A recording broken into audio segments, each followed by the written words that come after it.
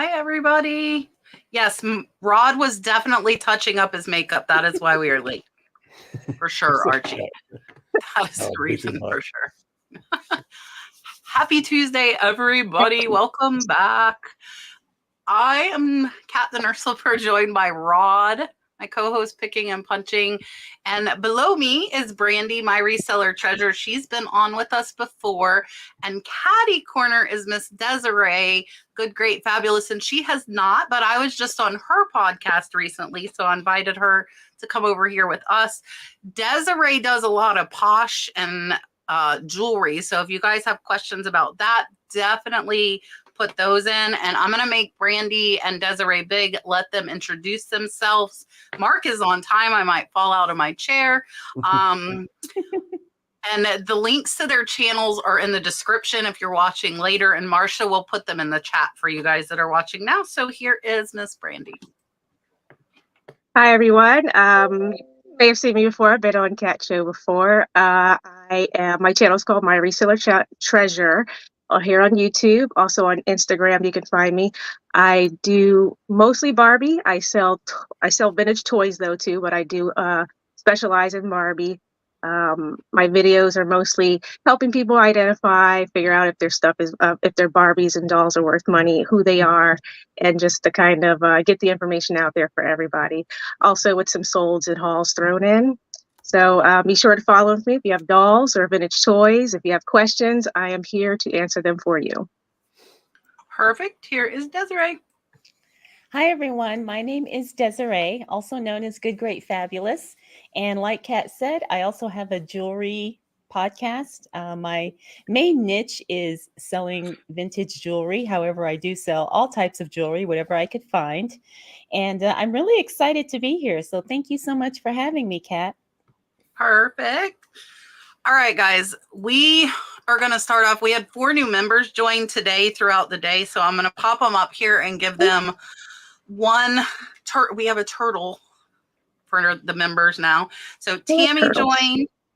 I do too. Miss Joni, Reincarnated Treasures, and Miss Sharon all joined before the show started, but I'm going to go ahead and give them a turtle. If you guys don't know, I have membership starting at $1.99, and we do monthly store reviews. I do live sourcing, and I will have the April schedule out for those of you that are members here at the end of this week. So here is a turtle.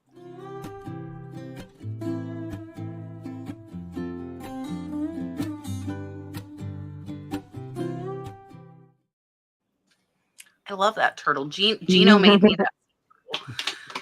All right. And Miss Catherine sent us a super chat before we started as well. And she said she just finished wrapping her eBay package. There's a big black hair under the tape. Would you rewrap it or send it anyway? I'm curious to see what everybody says about this. Answer in the chat. Rewrap it?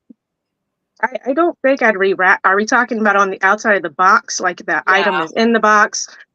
No, I'm not rewrapping just because of a small piece of hair, a big piece of hair. Guys, I do dolls. There's hair everywhere and all over my photo area. I'm brushing stuff all the time, so I wouldn't be doing it. You know, I probably would. I would actually lift the tape and put a new piece of tape, you know, like just remove the tape that had the hair on it. Just like dust on my items is an added bonus. I probably wouldn't retape it. I'll just send it through. I would just send it as well. And my hair is everywhere, so that happens a lot. Mine's not Barbie hair, it's my hair. That's what I would probably do. Oh yeah, that's a good idea. Throw a sticker on top of it and then you would hide it. I knew it would be different depending on what everybody does.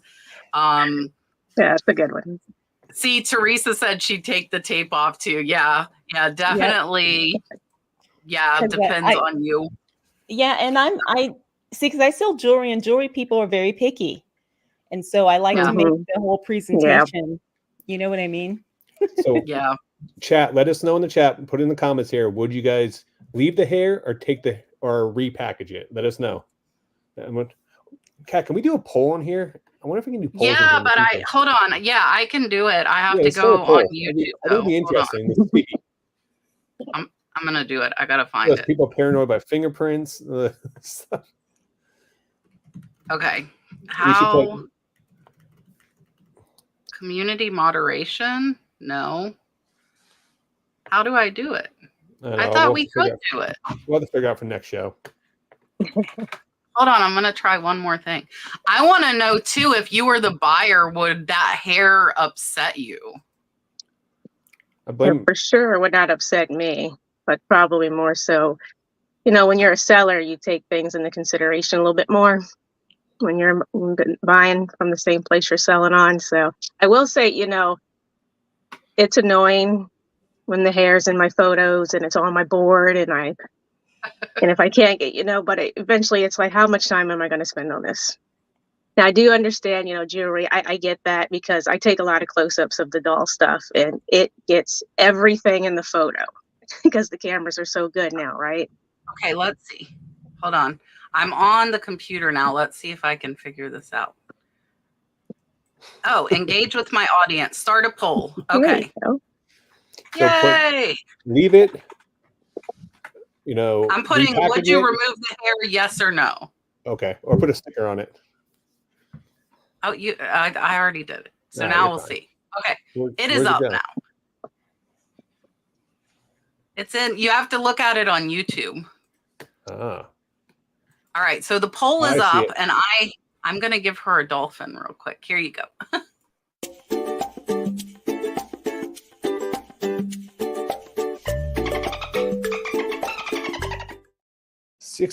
72 votes right now.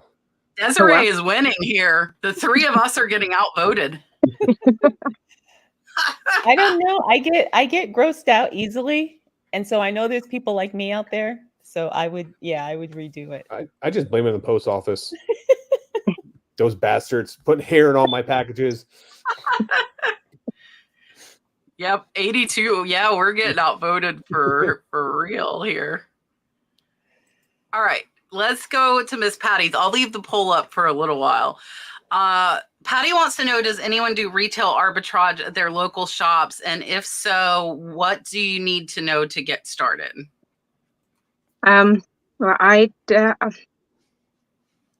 don't do retail arbitrage. I have done it long ago in the past, but I mostly stick to vintage stuff. So that's probably not my expertise. Desiree, have you? Yes. And honestly, it's not much different than sourcing at a thrift store. You're just sourcing at like, a retail store.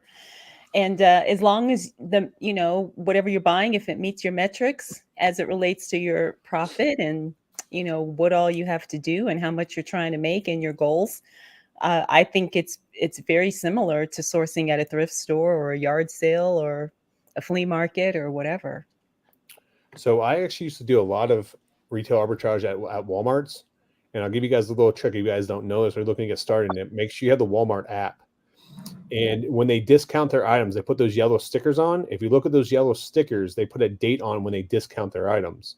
So sometimes you go there might be items in there that have, say, $10 on, and they say November, and it's like 5 months later. So if you pull up the Walmart app and if you scan it, it'll actually tell you what their actual price is. So it might be 50 cents at that point in time. So a lot of people overlook those.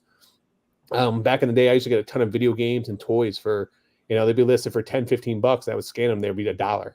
And I would just clear out the whole section. So a lot of people don't know that. But on the reverse side of things, if I'm doing that at my Walmart, how many Walmarts are across America? Other people are doing it. So when you do get those items, be very careful because you couldn't get stuck with them because a lot of times Walmarts will go by region, start discounting items. You might go to one, there'd be no discounts. One down the road has discounts on it, but eventually they're going to discount those. And then what happens is the market gets flooded, and then those prices that you were getting start to shrink, and your profit margin starts to shrink. So you need to move it quick and fast, and maybe it may not hit with your margins what you're normally used to getting, but you might want to sell them a smaller margin just to move them before the market's flooding, get stuck with them. Yes, and I agree with Rod and like Yvonne. Whoa, sorry guys. One of the biggest things Mark put in the chat is the sell-through rate, because a lot of times stuff is on clearance because nobody wanted it. Yeah. Now, that might be according to location. I know Richard Otnip Drop Flips used to do a lot of gardening stuff that wouldn't sell in his area in Missouri, but that would sell like down here in Florida. So there was a market for it. And he would go to the manager and tell them, if I buy all of them, will you sell them to me for X amount? I do it when I go to the store, which is probably only a few times a year, because my husband does all the grocery shopping. So I'm not at Walmart very often, but I will walk through the clearance aisle. I actually got a bunch of, I think they were Bratz dolls for like 60% off, and we sold all of them.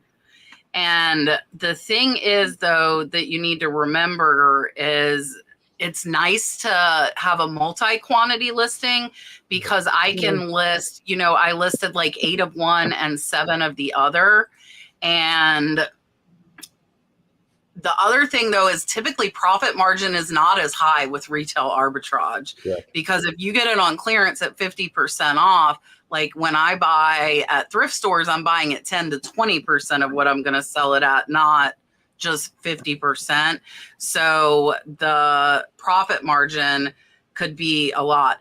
Yeah. So you can return it within 30 days, typically, which is a really short window to give stuff to sell.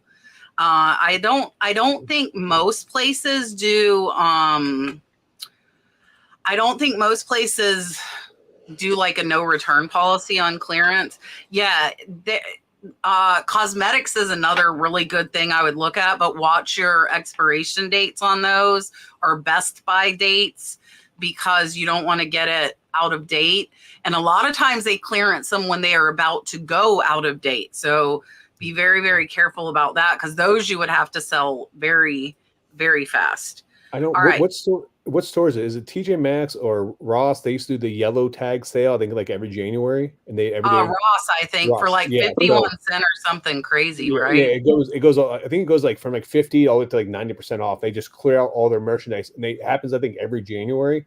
And I used to do really well there too. You go there in January and you hit all the Rosses in your area, the yellow tag sale. And they only do it like once a year just to clear out old merch. That's another one that's really good. I'm trying to think what else.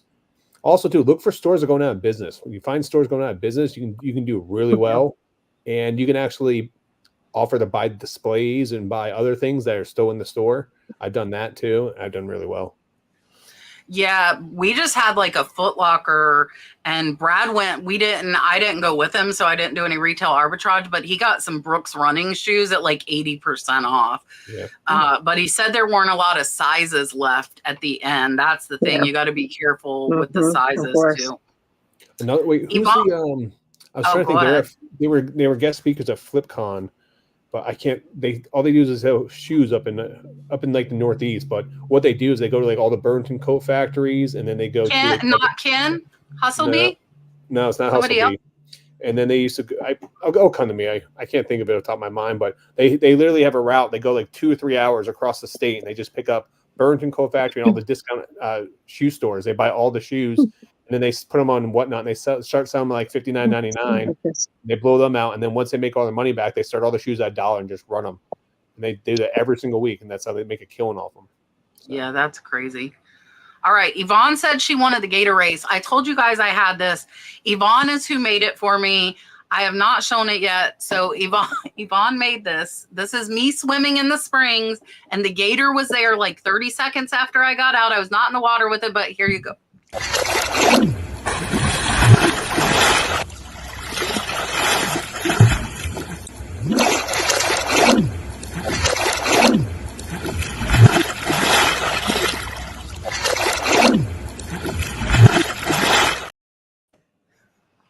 Thank you, Yvonne, for making me that. I live in Florida. I don't purposely swim with gators, but I was in the springs, and 30 seconds after I got out, that gator was swimming across right where I was swimming. But oh my gosh, it happens. Thank you, Yvonne.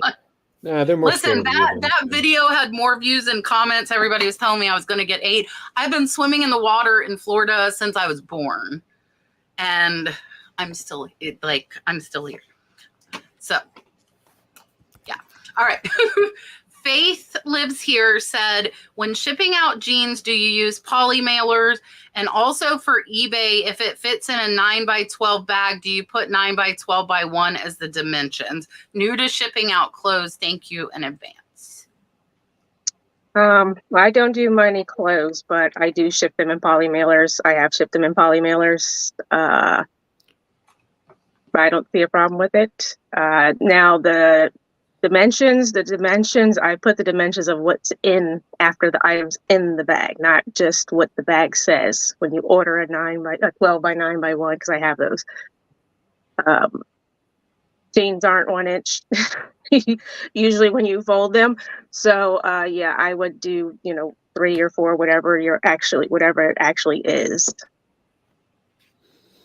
Yeah, I've never really sold many jeans, and I think the one pair I've sold, I was able to put it in a bubble mailer because it was that long ago where the flat rate bubble mailer was actually cheaper than paying more. So that's the only jeans I've ever sent. Yeah.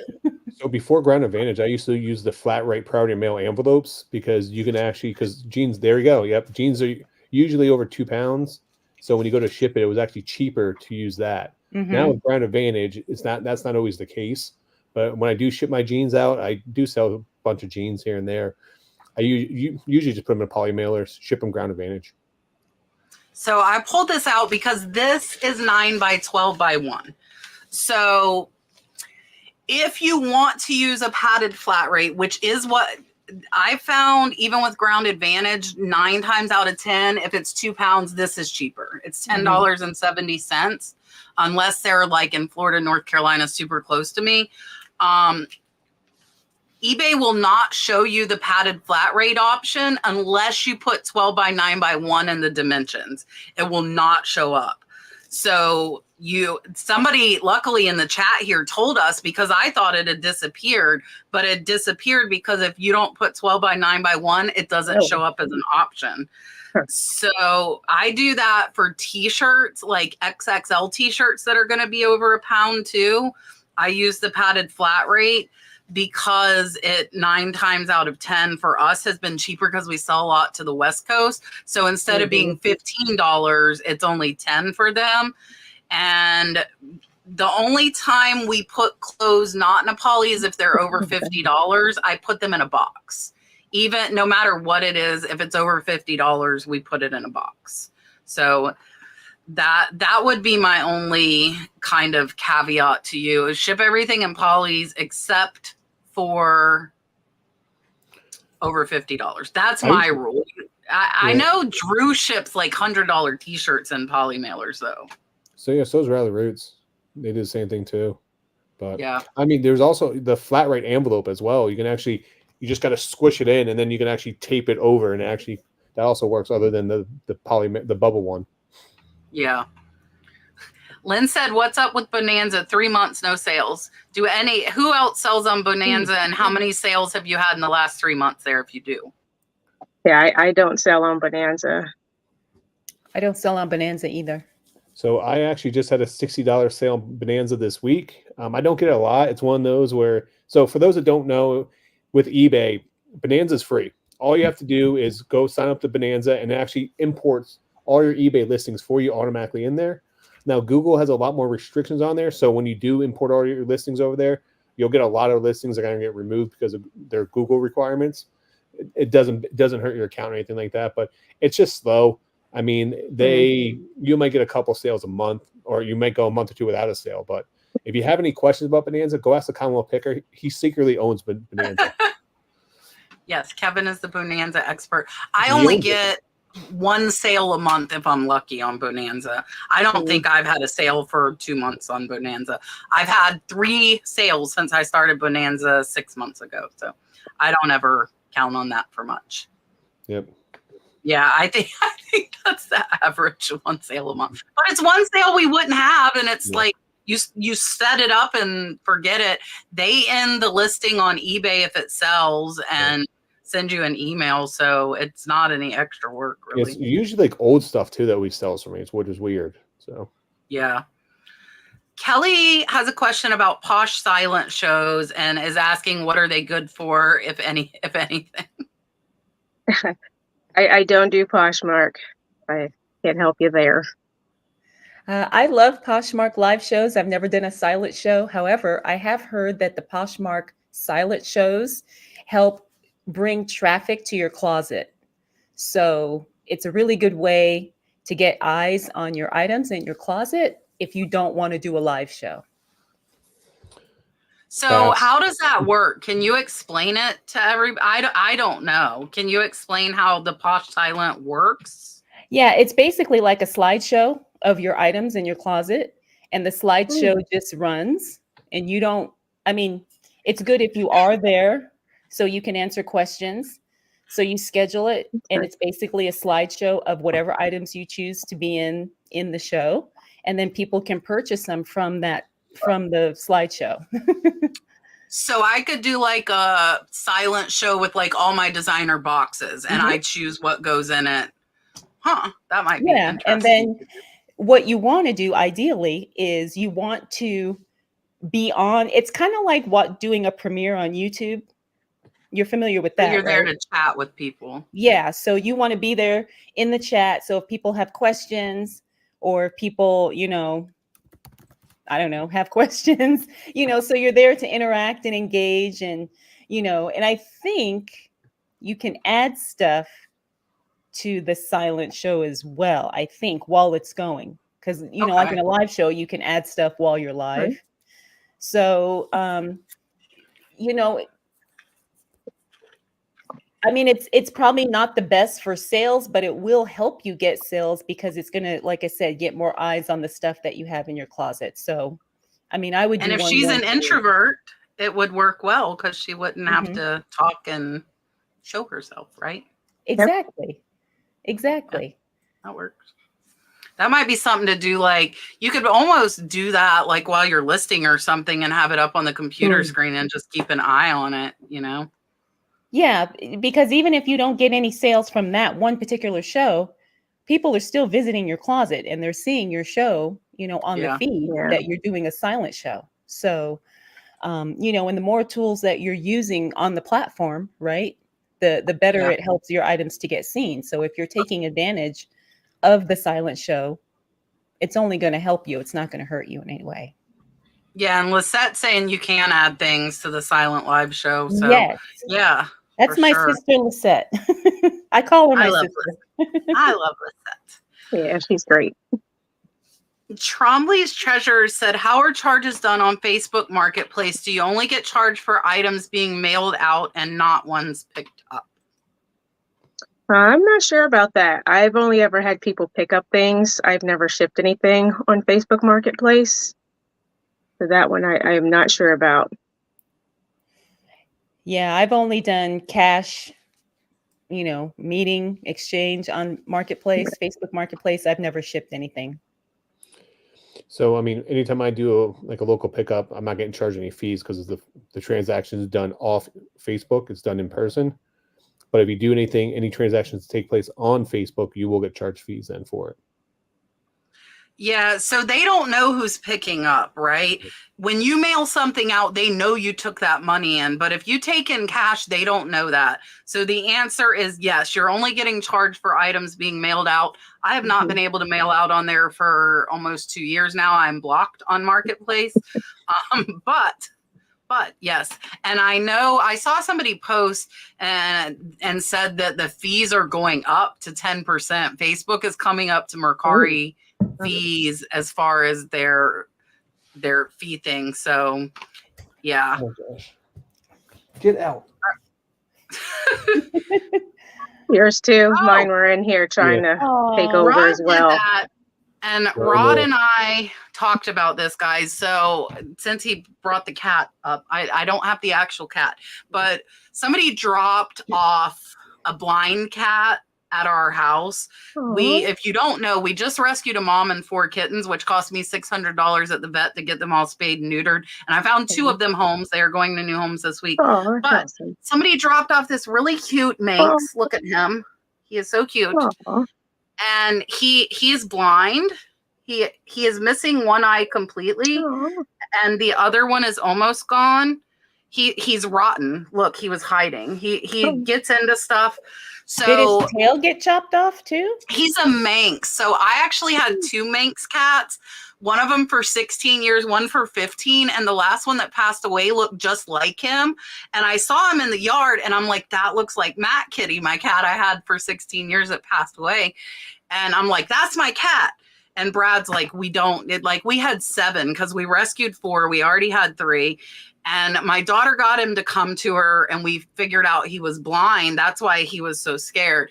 Anyways, he needs surgery to sew his eyes closed because they keep getting infected because there's no eye there and it's $1,000. So all of the super chats for tonight, I'm going to put towards the kitty fund. I was on Whatnot when my daughter was telling me and everybody asked me to put up for them to do that. So you send super chats tonight, they're going to this crazy cat named Honey that I thought was a girl and it's a boy. I should not sex animals as evidenced by the axolotls and guinea pigs in my house. I am not good at it apparently. So the kitten needs that surgery and and I have to keep him because I just do. He's jumped 3 feet to try and catch flies, and he is blind. It's it doesn't slow him down at all. It's crazy, and he lays under the microwave cart and swats us when we walk by. He's a regular kitten in that aspect. All right. Miss Susan said she's getting a new List Perfectly page when she clicks on listed items. I hate it. Do you know if there's a way to go to the old page? Rod, do you know the answer? I know they got a new one. I think you can revert back to the old one, but I'm not sure. I'm going to message one of them. Yeah, I'm not sure on that one. I apologize. I'm gonna message them, Susan, and I'll let you know if I find it out because I think they should answer me pretty fast. Carla says, how do you charge for shipping over £1? I used to use calculated shipping, but was told it could be affecting my sales. Should I change it? And what is a good set price? I'm in Vegas. Yay. Yes, I charge for all shipping. And I use calculated shipping on everything. Affecting sales, I guess it would only affect your sales if you are doing something already one way and you change it and do it another way. Obviously that would happen. I really don't have a set price for things for shipping period because I just, people ship across the country and all over the places and I just can't roll that into my items. So I just try to make sure that the item has a good set price because I already know about what the shipping is going to cost the buyer. Yeah, for me, because I sell mostly jewelry, I do flat rate. So whether they buy 1 piece or sometimes 20 pieces, it maybe will be £1. Sometimes it only gets up to like 8-10 ounces. So I do flat rate and it works because of what I sell. And it doesn't matter where it's going as long as it's in the US, of course. Yeah, so ever since eBay did the change like a while back, when if you use calculated shipping, which I do use calculated shipping, you find a lot of items if you're shipping from coast to coast that are going to be overpriced. Like for example, I had a Chanel box, an empty box that was going to charge someone $36 to ship from Florida to Washington, and I could ship that for like $15. But that's just how the calculated shipping goes. So I do know a lot of resellers that do use a flat rate shipping, and they pretty much use the rule of averages. 2/3 of the U.S. is on the East Coast. So a lot of times the stuff that they sell is going to be, they may charge someone to ship something, say, from state close by them, a flat rate of $8. Well, it might not cost them $6 to ship that. And if it's going to cost them $12 to ship at West Coast, they might lose $1 or $2, but they're going to make that $1 or $2 when they ship to the East Coast.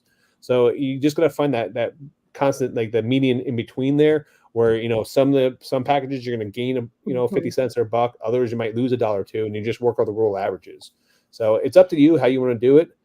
I just be very careful with that, because if you have any miscalculation, you can really burn you bad if you don't know what you're doing.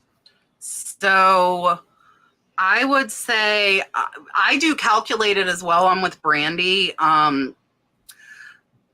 It could be affecting your sales, but doing flat rate could affect your bottom line. If you can't afford, and you're asking what price you should set, you need to know the average cost of items that you're shipping out.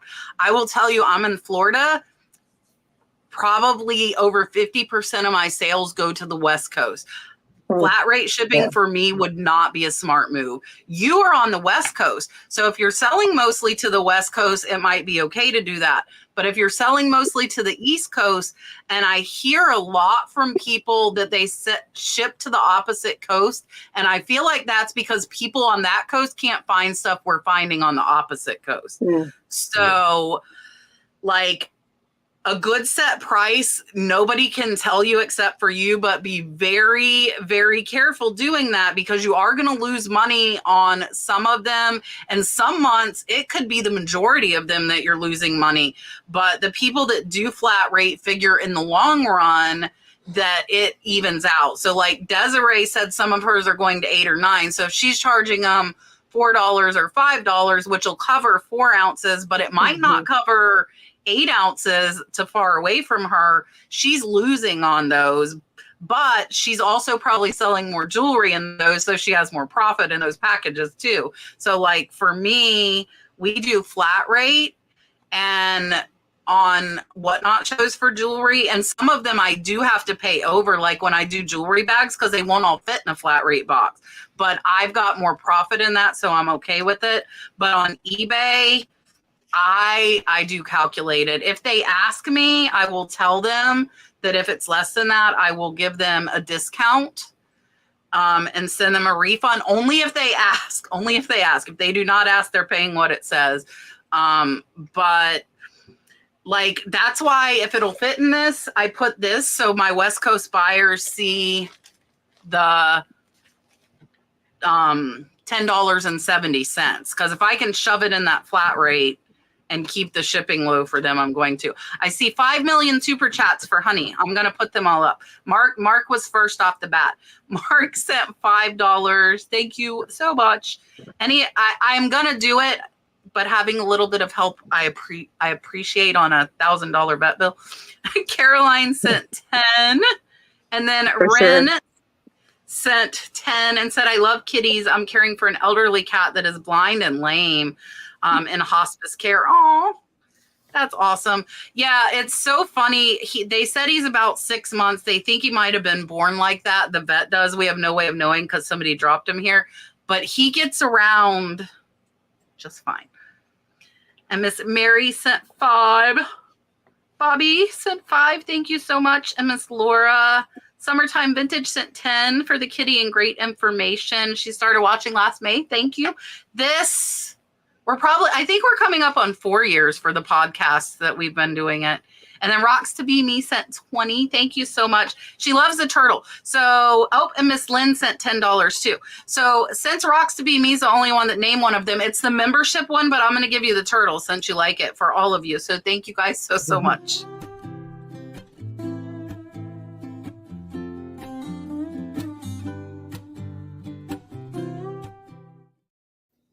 That one kind of makes me want to go to sleep. Like, yeah, it's very. It's like dream machine music. Yeah, like you should be swaying in the breeze or something. Yeah, in a hammock with a drink in your hand. Exactly. Lillian said, I have a scarf with big letters, Hermes on it. If I don't put the name in the title or item specifics, can I post a picture? So I'm going to assume by the way she asked this, that this is not an authentic Hermes scarf. Or on the Bureau. Is Hermes on the Bureau list? No, but if it's fake and you put Hermes in the title, you're definitely good. I know. That's what the cats are everywhere tonight. He's one of them. They're upset because they can't go outside because it's raining, which is why my internet connection is horrible tonight. I'm not sure if I guess what they're trying to ask is if it's in the picture, does that count as the same thing as if it was in the title because Yeah. it says it on there? I don't know. That's a hard one. Yeah, I wouldn't I'm risk. not sure. I wouldn't I'd be risk my scared. account. I wouldn't risk my account for an item that's not authentic, regardless of what's printed on it. Right. That's me. She is confirming it is not authentic. So I would say don't step over $100 bills to pick up pennies. What I mean by that here is don't risk and jeopardize all the money you can make on your account over one little fake sale. Mm-hmm. Just donate it, disregard it, move on, and continue to do what you do. I mean, if you have to ask the question, you probably shouldn't list it. That's usually the number one rule of thumb. Yeah, and I don't think I would. I actually have fake Louis sitting on my desk that are not listed because they're fake, and I don't know what I don't know what I'm going to do with them. Yeah. Because it's like, you don't redonate them so somebody else buys them and thinks they're real. So they're desk adornments at the moment. All right. You can actually. Go ahead. Good. I was going to say you actually can cut them up and you can sell the scrap material to crafters because they make keychains and all kinds of cute little things. So. Yeah, that's true. I don't know if eBay allows it. I do know like the little can. Okay. The boutique I go to sell repurposed Louis like that. Like like repurposed Louis Vuitton craft wallet. They're really I should go ask her who makes them and see if maybe they want to buy it from me. People want to buy your purses, Kat. Yeah. If you would like to buy this, email me. This is a Dooney that's not real, by the way. Dooney, Louis, I got all the names on my desk. Send me an email with an offer. I will tell you I paid over $150 for that purse. I was a ding dong. The real one like that cost over $9,000. Yeah. Too good to be true, huh? Yeah. Sometimes, not always, but sometimes. That cat. I know. Hey, but I didn't list it. Molly wants to know, and I see all your super chats, and I'm going to do another group one here in a few minutes. Thank you guys so much. Molly wants to know, do you ever get a message from a buyer regarding an item and they type nothing but a price that they want to offer and no other words? I don't know if I've ever received that. Most people do have words. I don't think I've ever received one just with numbers. I assume a dollar amount, like 10, and that's all they say.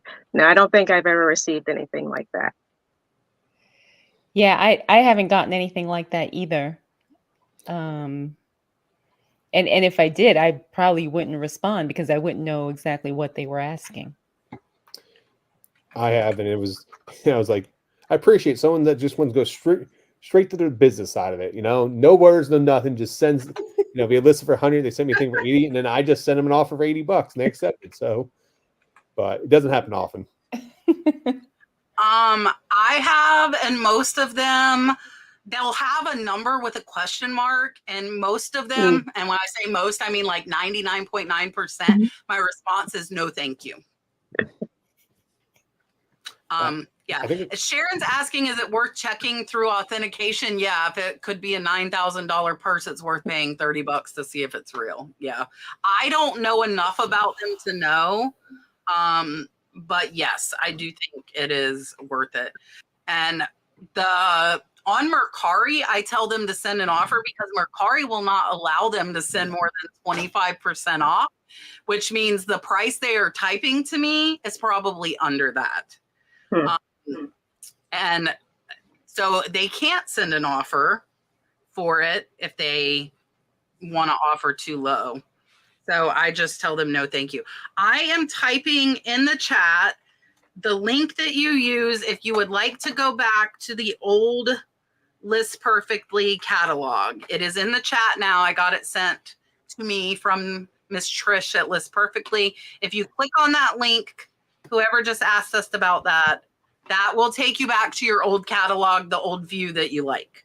All right, let's hit some super chats and a member, which will give us the turtle again. Sar, yay, $20. Thank you so much. And Miss LaDonna, I appreciate. Orange tabbies do rule.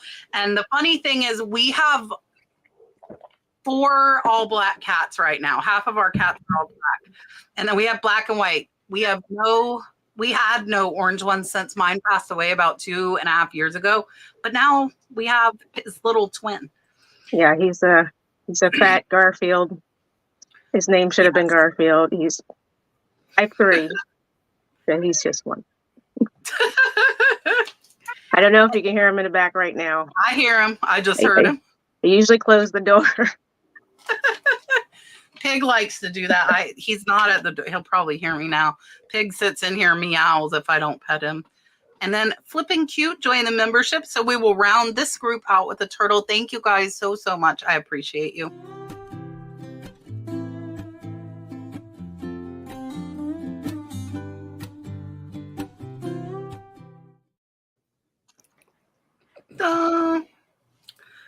Miss Susan is asking how to check sold comps.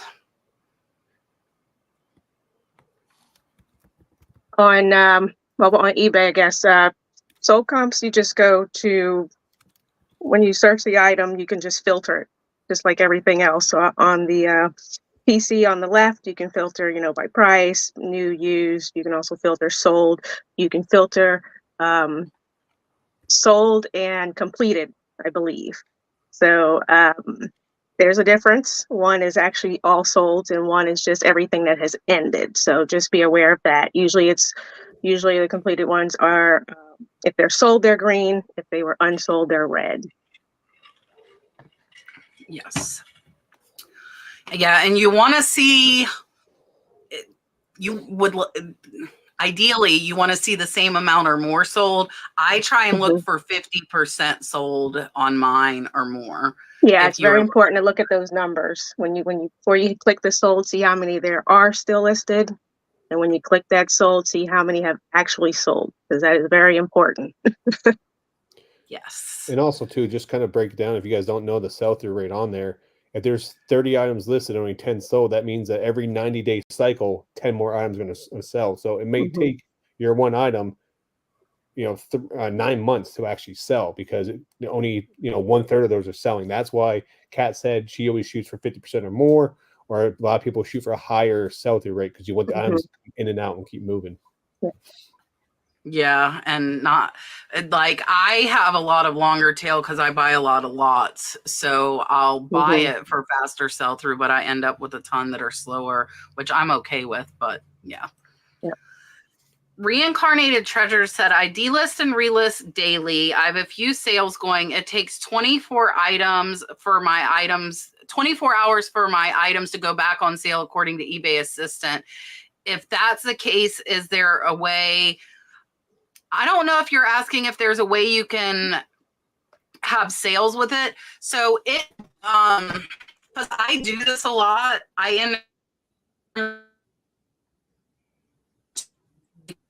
Cat's frozen. Cat, if you could hear me, you're frozen right now. We cannot hear anything you're saying. Oh, now can you?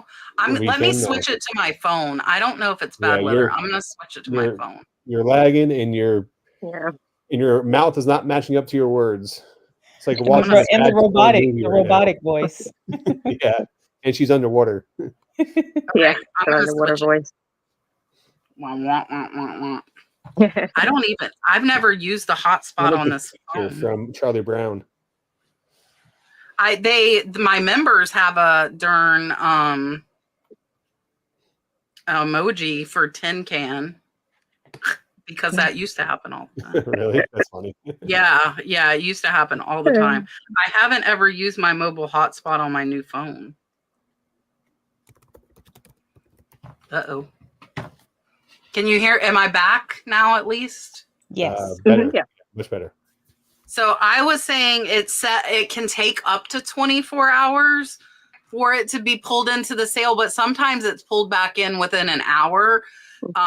So I don't worry about it. I just end and relist, and then they'll be pulled back in within 24 hours. Most items aren't going to sell within 24 hours anyways. It's just the reality of it.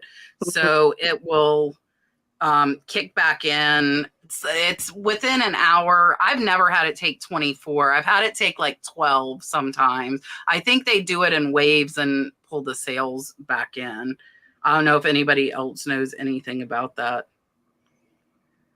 Well, I know it takes some time for it to like re-index as well. And so I think it's different if you're doing sell similar or if you're ending and then making a brand new listing. So I don't know which one she's actually doing. Well, for me, whether it's new or I end and sell similar, both of them take like a while to pull into the sale. So like all my new listings. Oh, am I frozen again? No. You're okay. You guys are frozen now. I can't see you. We're frozen? I've got to figure out how to do this. I don't know. I know mine is kind of choppy. No, you've been fine. You guys all look good to me. It's just Okay. Cat is Oh, frozen. thanks. You know, I try. It's just I go to the gym. I've been working out a little bit. So Well, it's definitely paying off. no, Definitely paying off. like I can't figure this out. I need a technical person. Like I have my mobile hotspot on. It's better now. But you seem good. And you've logged into it? Or... No, I'm not logged in. Okay, if it goes wonky again, I guess I'll try and figure it out. All right. Miss Linda said she has best offer on all listings. On those with one or more watchers, can I get more success by sending them an offer of 20% off? And how often should I be sending offers to watchers? And how often do you send offers to watchers? Can I get more success by sending them an offer of 20% off? Well, I mean, yes. I send offers to watchers. I kind of I'll fall back on Kat because I listen to Kat when she does this too. I've heard her say how she does offers after I believe 24 hours, a certain percentage, and then after a certain amount of days, things go on sale, or I just send a certain percentage off higher and just keep doing that. So yeah, of course you can get more success by sending them an offer, because especially if they're looking at it right away. If you got somebody looking at it right away, got more than one person looking at it right away. Yeah, I do that. How often? I think it's kind of up to the person. It's a personal thing. Different resellers do different things, but most people, I believe, most of us have like a time frame maybe that we want to try to sell stuff by or kind of get it out. So I think that's probably something you might want to, depending on what you're selling in your audience. Yeah, I send offers as much as whenever it says send an offer, I send an offer. So, and as long as I'm eligible to send an offer, I do. And I always do at least 20% because I've noticed that anything less than that, it's not making that much of a difference for people to like take action. So I try to do like 25 to 30%, you know, especially if it's something that's been sitting for a while, but I send them as frequently as I can because not everybody's going to see every offer that comes through. And some people have their, what is it? Like they have their notifications, like they don't allow every email to come through. Right. So I just send them as much as I can. And the ones that make their way through, hopefully, hopefully they get seen. Yeah, I mean, she made a good point. I mean, if you send out a small offer, if you have an item up for $10 and you send out a 5% offer, that's 50 cents off. That's not going to entice someone to buy something, you know? Yeah. So you guys always got to take that in consideration. If you're just using the percentages, because there's two options. You can choose the amount of money you want to send or the percentages. Mm-hmm. So keep in mind the price point of the item that you're sending out to, because that will vary, you know? So sometimes like on a $10 item, you might need to send a 30% one because you know, it's just not that big of a discount. So it's just going to vary based on the item. As sending out offers to watchers. So I used to have the philosophy where I send out twice a day. I do it at lunchtime. I do it right after dinner time because that's when people were sitting with their phone, taking a break usually. But going back to I have a marketing degree and I used to work a lot in sales. When we used to get new leads in, they used to want us to call that new lead within the first 2 minutes of getting it or first 5 minutes because it's fresh in their mind. And they're going to have options to go keep looking around. So now I changed my philosophy on that. If I log on my eBay, which I do multiple times throughout the day, if I see there's anything that has a new offer on, I don't care if it's 3:00 in the morning. A new watch on it. I don't care if it's 3:00 in the morning or 3:00 in the afternoon. I'm going to send out offers as soon as I see them on there because that buyer may add it to his watch list and is going around searching for other items that maybe trying to find the cheapest item, and that extra boost or the extra 20% off may entice them to actually buy that right now while in the middle of searching. So I highly recommend you send them out as soon as possible. Yeah, so for me, what I do is anything under 90 days, they get 10% off because I'm not in a rush to sell it and it hasn't been listed long. And I will tell you guys, I actually, starting on my video that comes out tomorrow, I'm actually going to tell you guys on all the sold items I show you, I'm going to tell you if it was an offer I sent or if it was an offer they sent to me, because I think that would be really helpful. And I've never done that in my What Sold videos. So the one Wednesday and the one Friday, I'm going to tell you, and tomorrow's going to be high dollar only. And I'll tell you if I got that sale by me sending an offer, them, or if it was full price. And after 90 days, I send 30% off. I agree. Like if you send me a 5% off offer, I'm declining automatically. Like that's not enough for me to care. I typically want to see 20% or more for me as a buyer to like really pay attention. And some of my higher dollar items, if they've been listed over a year and I don't have much into them, I send 50% off, and I made two $200 sales last week that way. So we put the date the item was listed in the SKU now. That is one of the things that we started doing. So when I'm sending offers, I see in the SKU when it was listed. So I know how much, and I go through and click all the ones I want to send 10%, all the ones I want to send 30. But if I see higher dollar that I don't have much in, I wait and save those and send 50% off. And as far as how often, probably 5+ times a day. Every time I see them available, I'm sending them out. And then when you explain your SKU, what do you mean by that? Because there might be people in the listeners don't know exactly what you mean. So the SKU is used where the item's located. Yeah. Where some people put how much they paid. I've seen people put where they got it from in there. Anything in the custom SKU, your customers can't see, which is nice. Yeah. And this is a follow-up question for you guys. When you send an offer, do you have the setting on to allow counter offers? It depends. It depends. Like Kat was talking about, I do long tail items. I have some stuff that sells faster, but I have things that are worth more and that I'm okay with holding out on. So if I'm open to getting the counter offer, I'll leave it on. But a lot of times I leave it off. Yeah, I don't have it on. So for the longest time, I had it turned off. I actually turned it back on since like January, and it's made such a difference in my sales. Now, sometimes I take a little bit lower than what my bottom line is, but I'm also like, you know what? I'll give them a good deal. I'll take a less profit to move the item. So I like to be able to go back and forth, because if I'm in a garage sale, I have to negotiate, and if they counter me, I might want to try to counter them back and go back and forth and make a deal. And sometimes buyers will do that as well. And it's opened up dialogue, and I've been able to sell additional items through it. So I have it off because I typically am sending them the absolute lowest that I'm willing to take. I do not have a minimum on what I'll accept. So they can send me any offer they want. But if I send them an offer, I'm sending them the lowest that I want to take, and I have it turned off. And Berkshire sent us a $10 super chat. And then Wolfman's Goodies sent $5 for the kitty cat. 50% of our sales are offers. I didn't do a percent, but I did tell you guys which one, and it's a lot. from offers, both sent and received.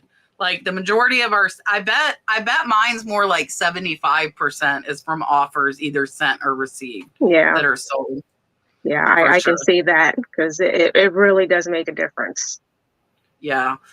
All right. Oh, here's Yvonne's mermaid. I don't know if Yvonne's still here. You guys can have the mermaids.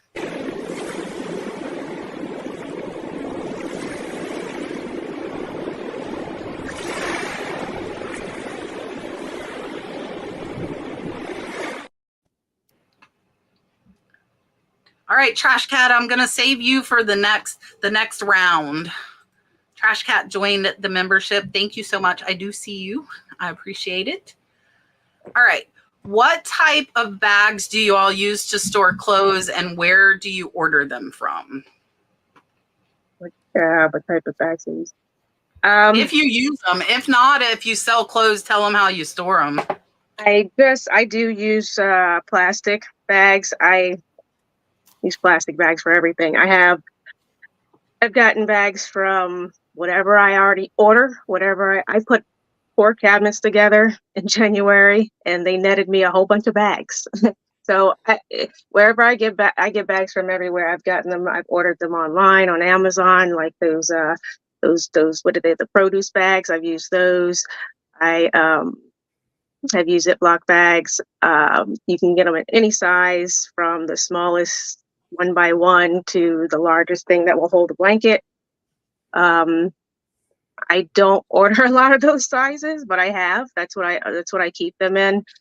I have a suit right now that I actually wrapped in plastic because there was nothing large enough to put the suit the way we wanted to put it in. So there's a couple options there. I do like to put them in something plastic, and then I just put them in bins, of course, on the shelves. I don't think you should send it out in a poly mailer just kind of open. I've received stuff like that before, and it's come damp, smelly, because you have no idea what it's going to go through on its way to you. So do take that in consideration for anybody who doesn't use anything. Yeah, I don't sell clothes, so I don't really have much to offer on this one. So I do sell clothes. There's 2 different bags I do use. I use like the clear bags. I think it looks more professional. So after we take photos, the measurements, we put them up in clear bags, and it's 9x12, and I also use the 12x16. Get them off Amazon. And you can get them in stacks of 100. They're pretty cheap. They're like $15, whatever they are. But I do ship a lot of my clothes in poly bags. Just like you were saying, things could get damaged. The bag can get ripped, get thrown in the.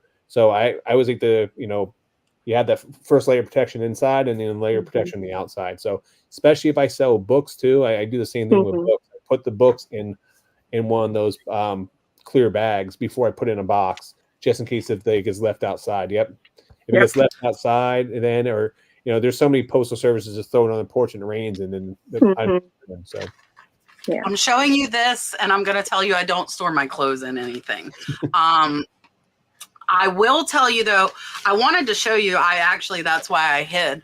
So these are food bags. They're 8x4x20, but like these would be good for a scarf. When I look on online auctions, I watch for these. I have so many of these. It's not funny because I get them super cheap off online auctions.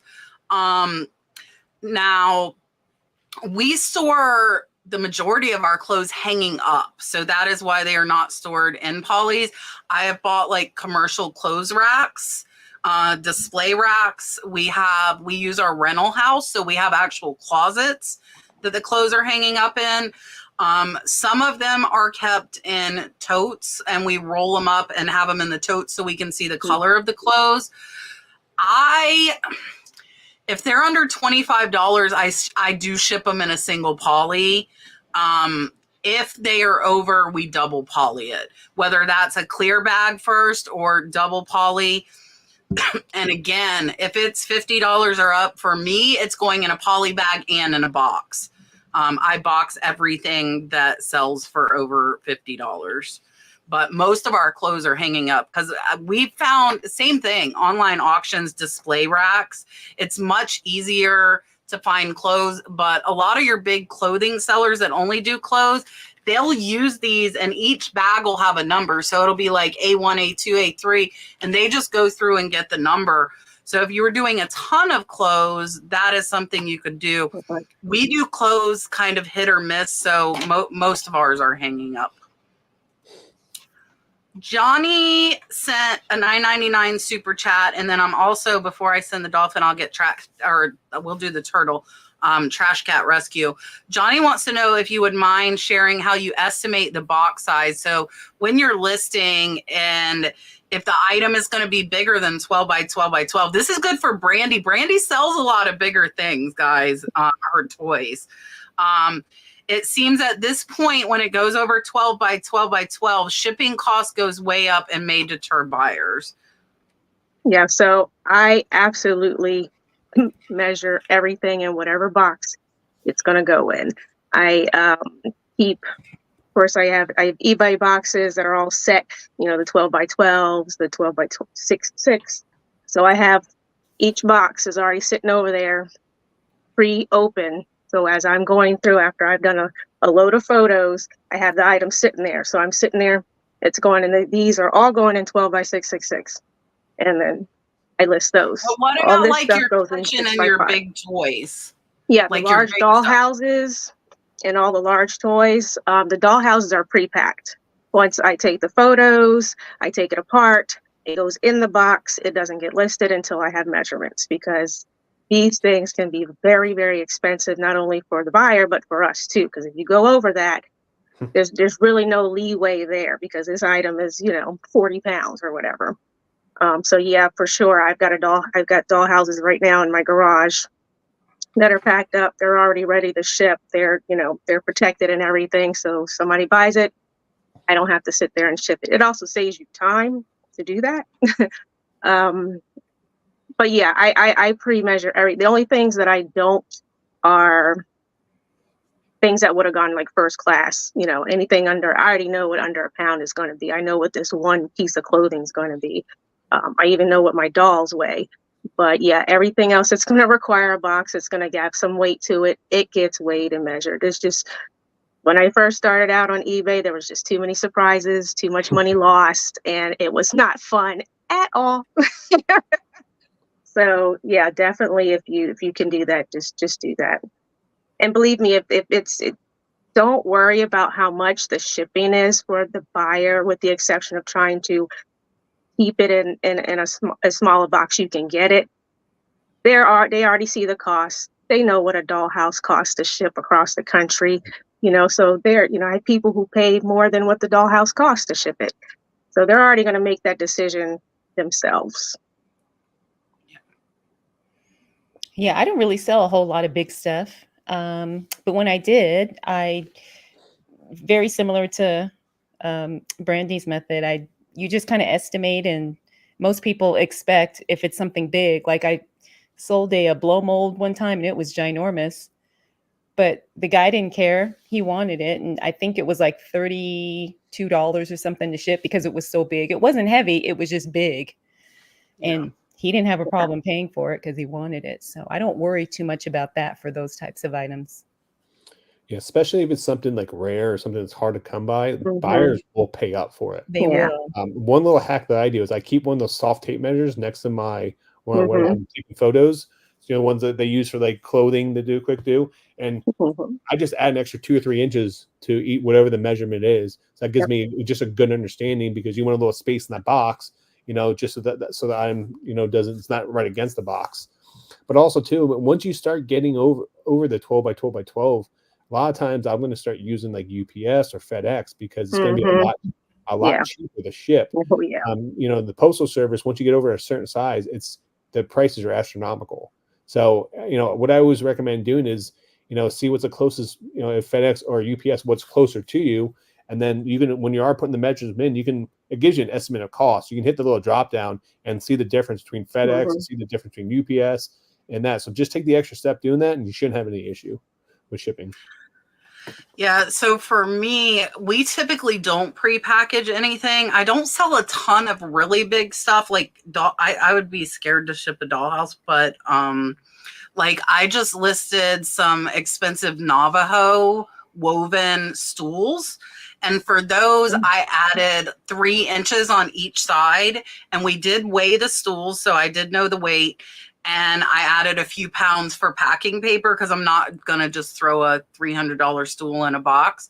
So what I do is add 3 inches to each side. And then I add, if it's bigger, I add a few pounds for packaging material because that much paper will add up, or even bubble wrap is going to be, and the box.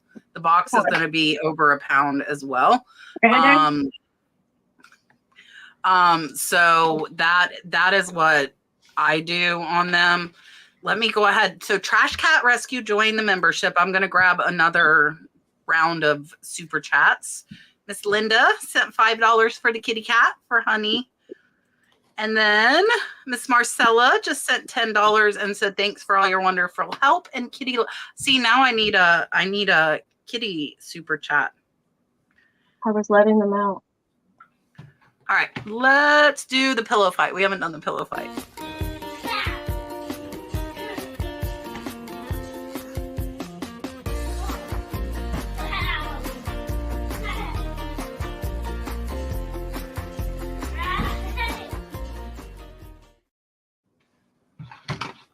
Dalton was so mad he couldn't cut. He always gets so mad when because he got to come out last week because he was out of school, and then he gets mad because he can't come out again.